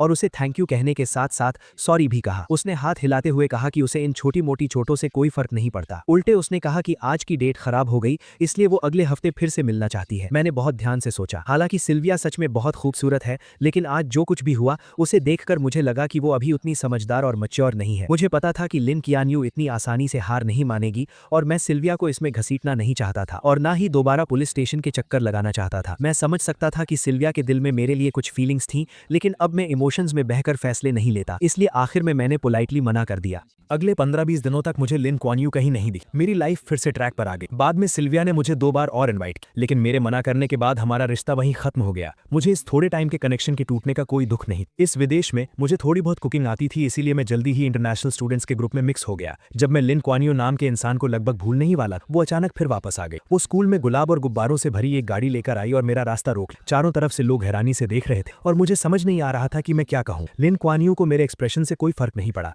उसने सीधे अपने दिल की बात कह दी, चेंजो, अगर मैं भी 100 टाइम्स तुम्हें प्रपोज करूं तो क्या तुम मुझे एक और मौका दोगे? अगर मैं कुछ महीने पहले वाला इंसान होता तो ये बातें सुनकर खुशी से रो पड़ता, लेकिन अब मुझे कोई फर्क नहीं पड़ा, बल्कि ये सुनकर मेरे रोंगटे खड़े हो गए। कितना चीप ड्रामा है और कितने क्रिंजी डायलॉग्स हैं। उस वक्त मुझ पर कौन सा भूत सवार था कि मैंने सबके सामने इतनी बार उसे ऐसे प्रपोज किया था। उन पुरानी बातों को याद करके मुझे दुख नहीं होता, बल्कि खुद पर शर्म आती है कि मैंने ये सब कैसे किया। इस वक्त मेरे सामने खड़ी लड़की क्या कह रही थी, मैंने एक वर्ड भी नहीं सुना। काफी देर तक कोई जवाब ना मिलने पर लिन क्वान यू और घबराने लगी। वो बेचैन हो गई और टेंशन में मेरी तरफ देखने लगी। मैंने सीधा उसकी नजरों को इग्नोर किया, पीछे मुड़ा और दूर खड़े लोगों को हाथ हिलाकर बुलाया, हाय गुचिंग शुए, गुसीची, तुम लोग कहाँ जा रहे हो? लिन क्वान यू ने मेरी नजरों का पीछा किया, तब उसे समझ आया कि मैं किसी और से बात कर रहा हूँ। ये देखकर लिन क्वान यू का दिल जैसे जम सा गया। लिन क्वान यू, चेंजो। बात अभी पूरी भी नहीं हुई थी कि गुचिंग शुए नाम की वो लड़की मेरे पास आई। उसकी आवाज बहुत फ्रेंडली थी। हम कैंपिंग पर जाने का प्लान कर रहे हैं चेंजो, क्या तुम भी चलोगे? मौसम बहुत अच्छा था, वीकेंड का कोई प्लान नहीं था और सामने एक बहुत बड़ी मुसीबत खड़ी थी। मेरे पास मना करने का कोई रीजन नहीं था, इसीलिए मैं तुरंत राजी हो गया। मैंने हंसते हुए उससे आज रात के प्लान्स के बारे में पूछा। हम दोनों ने लिन क्वान यू की तरफ मुड़कर भी नहीं देखा, बस आपस में बातें करते हुए कैंपिंग ग्रुप में शामिल हो गए। हम सबको दूर जाता देखकर लिन क्वान यू का चेहरा बुरी तरह सफेद पड़ गया। उसने अपनी मुट्ठी कस ली और गुचिंग शुए को बहुत जलन और नफरत भरी नजरों से देखने लगी। लिन क्वान यू हमारे पीछे पीछे शहर से बाहर तक आ गई। नदी के उस पार से वो साफ देख सकती थी कि हमारे बीच क्या हो रहा है। 7-8 इंटरनेशनल स्टूडेंट्स मिलकर पार्टी कर रहे थे और बहुत खुश लग रहे। वो हमारे बीच नहीं आ सकती थी, इसीलिए वो दूर से ही देखती रही, लेकिन मुझे जितना देखती उसका दिल उतना ही भारी होता जा रहा था। मैं जो कुछ भी कर रहा था, वो गुचिंग शुए नाम की लड़की हमेशा मेरे आसपास ही थी। मेरे और उसके बीच कभी भी 10 कदम से ज्यादा की दूरी नहीं हुई और हम लगातार करीब आ रहे थे। ये क्लोजनेस बाकी लोगों जैसी नॉर्मल नहीं थी। ये देखकर लिन क्वान यू की आंखें जलन से लाल हो रही थी और और उसका बस नहीं चल रहा था कि वो आकर सीधा मुझे वहां से खींच ले जाए। लेकिन उसे अच्छे से पता था कि अगर उसने ऐसा कुछ किया तो मुझे बहुत गुस्सा आएगा। वो नहीं चाहती थी कि हमारा रिश्ता और खराब हो, इसीलिए वो आग में घी डालने वाला कोई काम नहीं कर सकती थी। उसे अपने दिल को जला रही उन सभी फीलिंग्स को दबाना पड़ा और खुद को काम रहने के लिए मनाना पड़ा। उसने लगातार 6 घंटे तक सब कुछ बर्दाश्त किया। धीरे धीरे अंधेरा होने लगा। हमने बॉनफायर जलाई और बहुत मजे से पार्टी कर रहे थे। वहां बहुत शोर था और मुझे इतनी आवाज की आदत नहीं थी, इसलिए मैं ताजी हवा खाने अकेले नदी के पास चला गया। मौका देखकर लिन क्यानियो मेरे पास आ गई। चेंजो, मुझे तुमसे कुछ बात करनी है। आज मेरा मूड बहुत अच्छा था, लेकिन फिर भी मुझे उसे देखकर अच्छा नहीं लग रहा था, इसलिए मेरी टोन थोड़ी रूखी थी। सॉरी, मुझे कुछ नहीं सुनना। ये बोलकर मैं जाने ही वाला था कि लिन क्यानियो घबरा गई। उसने सीधा मेरा हाथ पकड़ लिया। उसकी आंखों में एक रिक्वेस्ट थी, मुझे बस कुछ मिनट्स दे दो। चेंजो, कुछ बातें हैं जो मैं बहुत पहले से कहना चाहती थी। ये सुनकर मैंने आखिरकार सिर उठाकर उसकी तरफ देखा। मेरा एक्सप्रेशन बहुत अजीब था। बहुत पहले से क्या बात? कहीं ये वो बकवास तो नहीं कि तुम्हें मुझसे 2 साल पहले ही लव एट फर्स्ट साइट हो गया था? आखिरी बात कहते हुए मेरी आवाज में एक मजाक उड़ाने वाला टोन था। लिन क्यानियो को लगा जैसे उस पर बिजली गिर गई हो और वो सुन्न पड़ गई। उसने कभी सपने में भी नहीं सोचा था कि वो सीक्रेट जो उसने इतने अच्छे से छुपा कर रखा था वो मेरे मुंह से सुनेगी। मुझे कोई फर्क नहीं पड़ा कि वो कैसा फील कर रही है। मेरे चेहरे पर वो ताने वाली स्माइल और गहरी हो गई। लिन क्यानियो, जरा खुद सोचो, जो तुम बोल रही हो, मेरी बात छोड़ो, क्या कोई और इंसान, यहाँ तक कि तुम खुद भी इस बात पर यकीन करोगी? ऐसा कौन सा वन साइडेड लव है जो 2 साल तक एकदम परफेक्टली छुपाया जा सके? अपनी सेल्फ रिस्पेक्ट और ईगो को सेटिस्फाई करने के लिए अपने क्रश का प्रपोजल 99 टाइम्स सबके सामने कौन रिजेक्ट करता है? और हर मुश्किल और परेशानी के वक्त अपने पसंद के इंसान को बार बार दुश्मनों की साइड में कौन खड़ा करता है? क्या ये प्यार है? मुझे तो लगता है कि ये बहुत गहरी नफरत है। मेरे ये ताने सुनकर लिन क्यानियो का दिमाग सुन्न हो गया। उसने इन सब बातों को डिनाई करने की पूरी कोशिश की, लेकिन आखिर में वो खुद को डिफेंड करने के लिए एक वर्ड नहीं बोल पा। उसके मुंह से बस कुछ बेजान शब्द निकले, नहीं चेंजो, मैं सच में तुम्हें पसंद करती हूँ। मेरे आसपास के सब लोग ये बात जानते हैं। वो सब मेरे लिए गवाही दे सकते हैं। जब मुझे ही ये बात नहीं पता थी तो तुम किसे पसंद करती हो इससे मुझे क्या फर्क पड़ता है? वैसे भी मेरे पर्सपेक्टिव से तुमने शुरू से लेकर आखिर तक सिर्फ जो यानशु को ही पसंद किया है। तुम उसी के पास जाओ और उसे अपने सच्चे प्यार के बारे में बताओ। अपने दिल की बातें उससे शेयर करो। तुम दोनों एक साथ बहुत अच्छे लगते हो और सच कहूं तो शुरू से लेकर आखिर तक तुम लोगों ने मुझे बहुत डिस्गस्टेड फील कराया है। मेरे चेहरे पर वो साफ दिखने वाली नफरत लिन क्यानियो के बर्दाश्त के बाहर थी। उसकी बॉडी लगातार कांप रही थी, लेकिन फिर भी उसने मेरा हाथ नहीं छोड़ा। वो जिद में अड़ी थी कि वो मुझे जाने नहीं देगी। मेरे पास उसके साथ बहस करने का पेशेंस नहीं था। मैंने सीधा अपना हाथ खींचा और मुड़कर जाने लगा। जैसे ही मेरे और उसके हाथ अलग हुए, उसे लगा कि उसने अपना सब कुछ खो दिया है। उसके दिल में एक बहुत तेज दर्द उठा। उसके अंदर की सारी एनर्जी एक पल में खत्म हो गई और वो लड़खड़ाने लगी जैसे अभी गिर पड़ेगी। मैंने उसे बहुत खूबसूरती से इग्नोर किया और हल्के कदमों से वापस क्राउड के बीच चला गया। मुझे लगा था कि सारी बातें क्लियर करने के बाद लिन क्यानियो हार मान लेगी, लेकिन जल्द ही मुझे समझ आ गया कि इस इंसान के दिमाग में कोई बात घुसती ही नहीं है। अगले कुछ महीनों तक मैं जब भी घर से बाहर निकलता वो मुझे 20 मीटर के अंदर ही दिख जाती थी। हर कुछ दिनों में वो कुछ ना कुछ चीजें लेकर मेरे सामने आ जाती और कहती कि वो मुझे प्रपोज कर रही है। 1 बार, 2 बार, तीसरी बार, मुझे तो काउंट भी याद नहीं रहा। उसकी इस पागलों वाली जिद पर मैंने कभी कोई रिएक्शन नहीं दिया। अगर मैं उसे इग्नोर कर सकता था तो इग्नोर कर देता, और जब हद पार हो जाती तो मैं पब्लिक न्यूसेंस के नाम पर उसे वहां से बाहर निकलवा देता। इन सब चीजों की वजह से पूरे स्कूल को लिन क्यानियो नाम के इंसान के बारे में पता चल गया था। सबको पता था कि वो पागलों की तरह मेरे पीछे पड़ी है, इसलिए वो जहां भी जाती लोग उस पर उंगलियां उठाते, लेकिन उसे कोई फर्क नहीं पड़ा। वो बस मेरी ही परछाई बनकर घूमती रही। उसे लगा कि अगर वो कोशिश करती रहेगी तो एक दिन वो मेरा दिल जीत लेगी, लेकिन रियलिटी उसकी सोच से बहुत अलग। मैं उसके किसी भी एक्शन से इंप्रेस नहीं हुआ, बल्कि मैंने उसके सामने दूसरी लड़कियों के प्रपोजल भी एक्सेप्ट कर ली। लिन क्यानियो के पास सिर्फ बेबस होकर मुझे आसपास की लड़कियों के करीब जाते देखने के अलावा और कोई ऑप्शन नहीं। धीरे धीरे लिन क्यानियो को मुझे हमेशा लड़कियों से घिरे देखने की आदत पड़ने लगी। उसे मानना ही पड़ा कि मैंने सही कहा था। मैं कभी भी उसकी प्रॉपर्टी नहीं था। बार बार रिजेक्ट होने के बाद वो एकदम सुन्न पड़ चुकी। मैं कितनी भी कड़वी बात कह दूं या उसे कैसी भी नफरत भरी नजर से देखूं, उसे अब दर्द फील होना बंद हो गया। वो गिनती करती रही 1 से लेकर 50 तक। सर्दियां बीत गईं, स्प्रिंग आ गया और फिर अर्ली समर आ गया। उसे लगा कि दिन ऐसे ही शांति से कटते रहेंगे, 50 से 100 तक, और शायद 101वीं बार भी। लिन क्यानियो ने कभी हार मानने का नहीं सोचा। जब उसे लगने लगा था कि वो सब कुछ नॉर्मल तरीके से हैंडल कर सकती है, मैं एक लड़की का हाथ पकड़े उसके सामने आ गया। मैंने हंसते हुए आसपास के लोगों को बताया कि ये मेरी गर्लफ्रेंड है। उस पर लिन क्यानियो को लगा जैसे आसमान टूटकर उसके सर पर गिर गया हो। उसने अपना सारा कंट्रोल खो दिया और सच जानने के लिए वो सीधा मेरे पास भागकर आने लगी। लेकिन वो मेरे पास पहुंच पाती उससे पहले ही पेट्रोलिंग कर रहे सिक्योरिटी गार्ड्स ने उसे रोक लिया। लोगों की उस दीवार के पीछे से उसने अपनी लाल आंखों के साथ पूरी जान लगाकर पूछा, क्यों? मेरी नजरें बस 1 सेकंड के लिए उस पर रुकी और मैंने बहुत नॉर्मल टोन में कहा, मैं जवान हूं, मेरे पास पैसे हैं और बहुत सारा फ्री टाइम भी, तो मैं ब्यूटीफुल लड़कियों के साथ डेट कर रहा हूं, इसमें क्या प्रॉब्लम है? प्यार कोई बुरी चीज थोड़ी है। इस वजह से लिन कियानियो बहुत दिनों तक डिप्रेशन में रही। वो बार में अकेले पीती रहती और हर रात पूरी तरह ड्रंक हो जाती। जब भी वो सुबह उठकर अपने आसपास के उस खालीपन को देखती तो वो खुद को उस दर्द में डूबने से रोक नहीं पाती। वो मेरे पास आना चाहती थी, मुझसे ब्रेकअप करने की भीख मांगना चाहती, लेकिन जब भी वो मेरे पास आती और मुझे मेरी नई गर्लफ्रेंड का हाथ पकड़े खुशी से हंसते हुए देखती तो उसमें आगे बढ़ने की हिम्मत ही नहीं बचती। आज आखिरकार लिन कियानियो वो सब फील कर पा रही थी जो मैंने फील किया था, लेकिन अब बहुत देर हो चुकी। उसने अपने फैमिली और फ्रेंड्स की कोई एडवाइस नहीं सुनी। वो एक प्रॉपर एंडिंग पाने की जिद में विदेश में ही रुक गई। गर्मियों की तपिश खत्म होते होते आखिरकार लिन कियानियो को मेरे ब्रेकअप की खबर मिल गई। वो मुस्कुराते हुए मेरे पास आई, मुझे दिलासा देना चाहती, लेकिन फिर से सब कुछ उसकी उम्मीदों के उलट हुआ। मेरे चेहरे पर दुख का कोई नामो निशान नहीं और मैं उसे उसी नजर से देख रहा था जैसे कुछ महीनों पहले देखता था। लिन कियानियो के चेहरे की स्माइल जम गई। उसने थोड़ा हिचकिचाते हुए पूछा, क्या तुम्हें कोई तकलीफ हुई है? मैंने एक बहुत पोलाइट स्माइल दी। हमने म्यूचुअली ब्रेकअप किया है, हम दोनों की मर्जी, इसमें क्या तकलीफ है? ये सुनकर लिन कियानियो का दिल थोड़ा शांत हुआ, लेकिन अगले ही सेकंड मेरी बात ने उसे चौंका दिया। और वैसे भी अगर मुझे कोई तकलीफ हुई भी होती तो वो उन 2 सालों की तकलीफ के सामने कुछ भी नहीं है। क्या तुमने वो सब खुद अपनी आंखों से नहीं देखा था? तो फिर यहाँ मगरमच्छ के आंसू बहाकर फेक सिंपैथी क्यों दिखा रही? मेरी आखिरी बातों ने लिन कियानियो को बेचैन कर दिया। वो खुद को एक्सप्लेन करना चाहती थी, लेकिन मैंने उसे कोई मौका नहीं। मैं उन पुरानी बातों को एक्सप्लेन कर सकती। शेंचू बस करो, अब मुझे ये सब सुनकर इरिटेशन हो रही है। लिन कियानियो, मेरे सामने एक्टिंग करना बंद करो, ओके? अब मुझे तुम्हारी एक्टिंग देखने में कोई इंटरेस्ट नहीं। अगर तुम्हें अटेंशन चाहिए तो वापस चाइना जाओ और जोयांशु और अपनी उन सहेलियों को ढूंढो, ठीक है? वो लोग खुशी खुशी तुम्हें सर आंखों पर बिठाएंगे। शोर मत करो। मेरी इन बातों से लिन कियानियो का चेहरा शर्म से लाल हो गया। मैंने उसे धक्का देकर साइड किया और सीधा टीचिंग बिल्डिंग की तरफ चला गया। किंग ने आसपास के सब लोगों को मेरे नाम के लिए करेक्ट कर दिया था। अब सब मुझे मेरे इंग्लिश नाम से बुलाते थे। बहुत कम लोगों को पता था कि मैं ही वो लू चेंशु हूँ जिसे प्रपोज किया जा रहा है। इस पॉइंट तक आते आते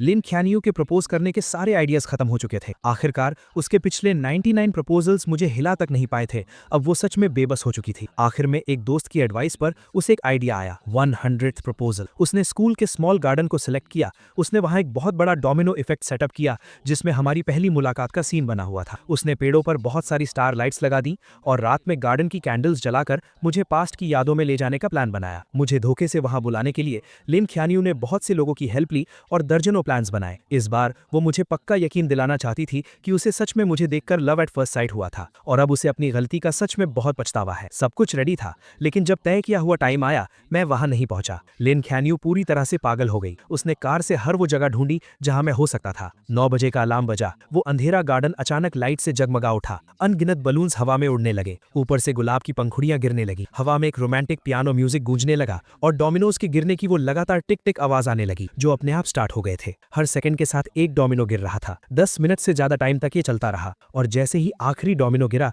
सारी कैंडल्स जल उठी। लेकिन लिन कियानियो को लगा कि उसके शरीर की सारी ताकत खत्म हो गई है। जब सब कुछ खत्म हो गया तो उसका फोन बजा। स्क्रीन पर एक अननोन इंटरनेशनल नंबर था, लेकिन कॉल पिक करते ही उसने तुरंत पहचान लिया कि लाइन के दूसरी तरफ मैं था। मैंने सुना है कि तुम आज रात अपना 100th प्रपोजल करने वाली हो। अफसोस कि मैं अभी चाइना में हूँ। I am really sorry. Lin कियानियो ने अपने दिल के दर्द और उस बेचैनी को दबाया और ऐसा बिहेव किया जैसे उसे कोई फर्क नहीं पड़ रहा हो। कोई बात नहीं, तुमने मुझे कॉल किया, मैं इतने में ही बहुत खुश हूँ। अगर तुम चाहो तो मैं 101st और 102nd प्रपोजल भी तैयार कर सकती हूँ। उसकी आवाज में एक छुपी हुई उम्मीद थी, जैसे वो पहले ही ये सपना देख रही थी कि मैंने उसे माफ कर दिया है। उसकी कोई जरूरत नहीं है। मैंने आज तुम्हें सिर्फ 2 बातें बताने के लिए कॉल किया है। लिन कियानियो का गला सूख गया और उसने फोन को कसकर पकड़ लिया। पहली बात, मैं तुम्हें एहतियात के तौर पर बता दूं कि अभी सर्दियां चल रही हैं और हवा बहुत रूखी है। अगर तुम्हारा नाटक खत्म हो गया हो तो गार्डन की वो सारी कैंडल्स जल्दी से बुझा देना, कहीं ऐसा ना हो कि आग लग जाए। ये सुनकर लिन कियानियो ने अपना सिर ऊपर उठाया और देखा कि एक सूखा पत्ता धीरे धीरे नीचे गिर रहा है। दूसरी बात, मैं तुम्हें गुड न्यूज देना चाहता था। मैं फिर से रिलेशनशिप में हूँ और ये गर्लफ्रेंड मेरी पिछली गर्लफ्रेंड से भी ज्यादा खूबसूरत है। तुम्हारे प्रपोजल्स 100th टाइम पर ही रुक सकते हैं। मेरी इन कुछ नॉर्मल सी बातों ने लिन कियानियो के दिमाग में अनगिनत गूंज पैदा कर दी। एक ही पल में उसे लगा जैसे उस पर किसी ने जादू कर दिया हो। उसके माथे पर एक बहुत तेज चुभने वाला दर्द होने लगा। उस भयानक दर्द में उसके शरीर में कोई जान नहीं बची। उसका फोन धड़ाम से नीचे गिरा और सीधा एक कैंडल स्टैंड पर जा लगा। कुछ ही सेकंड्स में गार्डन में बहुत तेज आग फैल गई, लेकिन उसने वहां से भागने या मदद के लिए चिल्लाने की कोई कोशिश नहीं की। वो एक मूर्ति की तरह वहीं खड़ी रही और उस गार्डन का एक हिस्सा बन गई। पूरी रात बीत गई। गार्डन के सारे पेड़ जलकर राख हो गए। शुक्र है कि किसी की जान नहीं गई। फायर फाइटर्स टाइम पर पहुंच गए और उन्होंने धुएं से बेहोश होने वाली लिन कियानियो को बचा लिया। हालांकि किस्मत से उसकी जान बच गई थी, लेकिन इस आग की घटना से चिंगडा स्कूल एडमिनिस्ट्रेशन बहुत गुस्से में था। उन्होंने स्ट्रिक्ट एटीट्यूड के साथ कहा कि वो इसके लिए जिम्मेदार इंसान को नहीं छोड़ेंगे। प्राइम सस्पेक्ट होने के नाते पुलिस ने लिन क्यान्यू को अरेस्ट कर लिया। जब लिन फैमिली को यह खबर मिली तो वो बहुत परेशान हो गए। उन्होंने उसे बचाने के लिए अपने सारे कनेक्शंस का इस्तेमाल किया, लेकिन क्योंकि ये एक इंटरनेशनल केस था, लिन क्यान्यू के लिए बिना सजा के बचना इम्पॉसिबल था। आखिरकार लिन फैमिली को अपनी आधी प्रॉपर्टी कॉम्पनसेशन में देनी पड़ी। तब जाकर चिंगडा एडमिनिस्ट्रेशन शांत हुआ। इस भयानक इंसिडेंट के कारण लिन क्यान्यू को 6 महीने जेल में बिताने पड़े। उसका नाम यूरोप की ब्लैक लिस्ट में भी डाल दिया गया और उसे देश से बाहर निकाल दिया गया। उसे लाइफ टाइम के लिए बैन कर दिया गया था। जेल से बाहर आते ही उसे एयरपोर्ट भेज दिया गया ताकि उसे वापस चाइना डिपोर्ट किया जा सके। आसपास के लोगों को समर क्लोथ्स पहने देखकर लिन क्यान्यू, जो अभी तक एक सपने में खोई हुई थी, उसे आखिरकार होश आया। सर्दियां बीत चुकी थीं, अब गर्मियां आ गई थी। कई महीने गुजर चुके थे, लेकिन वो एक बार भी मुझसे मिलने नहीं आया। ये एहसास होते ही उसके दिल में बहुत सी फीलिंग्स उमड़ पड़ी। उसे समझ नहीं आ रहा था कि वो डिसअपॉइंट थी या अकेलापन फील कर रही थी। अभी बहुत लाइफ बाकी है, दोबारा मिलने का मौका जरूर मिलेगा। लिन क्यान्यू खुद को बस यही दिलासा दे रही थी। लेकिन जैसे ही वो मुड़ी, उसने देखा कि मैं स्ट्रीट क्रॉस करके बाहर आ रहा हूँ और मेरे हाथ में एक खूबसूरत लड़की का हाथ था। अपनी सहेलियों की भेजी फोटोज से वो समझ गई थी कि ये मेरी गर्लफ्रेंड है। मैंने सिर उठाया तो मेरी नजर उस पर पड़ी। मैंने बहुत ही फ्रेंडली तरीके से उसे हाय कहा, जो मैं नॉर्मली नहीं करता था, और फिर मैंने उसे बहुत कॉन्फिडेंस के साथ सच बता दिया। हाय, लॉन्ग टाइम नो सी, मैं अभी जर्मनी ट्रिप से वापस आया हूँ। तुम तो आखिरकार बाहर आ ही गई। वक्त सच में बहुत जल्दी बीत जाता है। मैं तुम्हें इंट्रोड्यूस करा दूं, ये मेरी नई गर्लफ्रेंड मोनिका है। चाइना वापस लौटने के बाद लिन क्यान्यू ने कुछ लोगों के थ्रू मुझे एक मैसेज भिजवाया था। उसने पूछा था कि क्या मैं ये सब एक्टिंग कर रहा हूँ या ये मेरा सच है। मैंने उसे कोई रिप्लाई नहीं दिया। अब तक मैं लिन क्यान्यू को पूरी तरह समझ चुका था। वो कहती थी कि वो मुझसे प्यार करती है, लेकिन असल में वो सिर्फ खुद से प्यार करती थी। उसके लिए मैं बस शो ऑफ करने वाला एक खिलौना था। विदेश में स्टडीज के दूसरे साल में मैंने हर मौके का फायदा उठाया और बहुत सारे कॉम्पिटिशन्स में हिस्सा लिया। दिन गुजरते गए और जल्द ही मेरे 3 साल का एक्सचेंज प्रोग्राम खत्म हो गया। मैं गोल्ड मेडल से भरा एक बॉक्स लेकर चाइना वापस आ गया। फ्लाइट से बाहर आते ही मैंने देखा कि मेरे पेरेंट्स और रूममेट्स हाथों में फूल लिए मेरा वेलकम करने के लिए खड़े हैं। जहां तक लिन क्यान्यू का सवाल है, मुझे पता है कि अब उसके पास मेरी लाइफ में दोबारा एंट्री करने का कोई मौका नहीं है। हम दोनों इस दुनिया की भीड़ में बस एक दूसरे के पास से गुजरने वाले 2 अजनबी हैं। हे दोस्तों, इस वीडियो को देखने के लिए आपका बहुत बहुत शुक्रिया। प्लीज इस वीडियो को लाइक और शेयर जरूर करें। तो प्लीज इस वीडियो को अपना पूरा सपोर्ट दें और ऐसी ही नई नई स्टोरीज के लिए चैनल को अभी सब्सक्राइब कर लें। मिलते हैं अगले वीडियो में।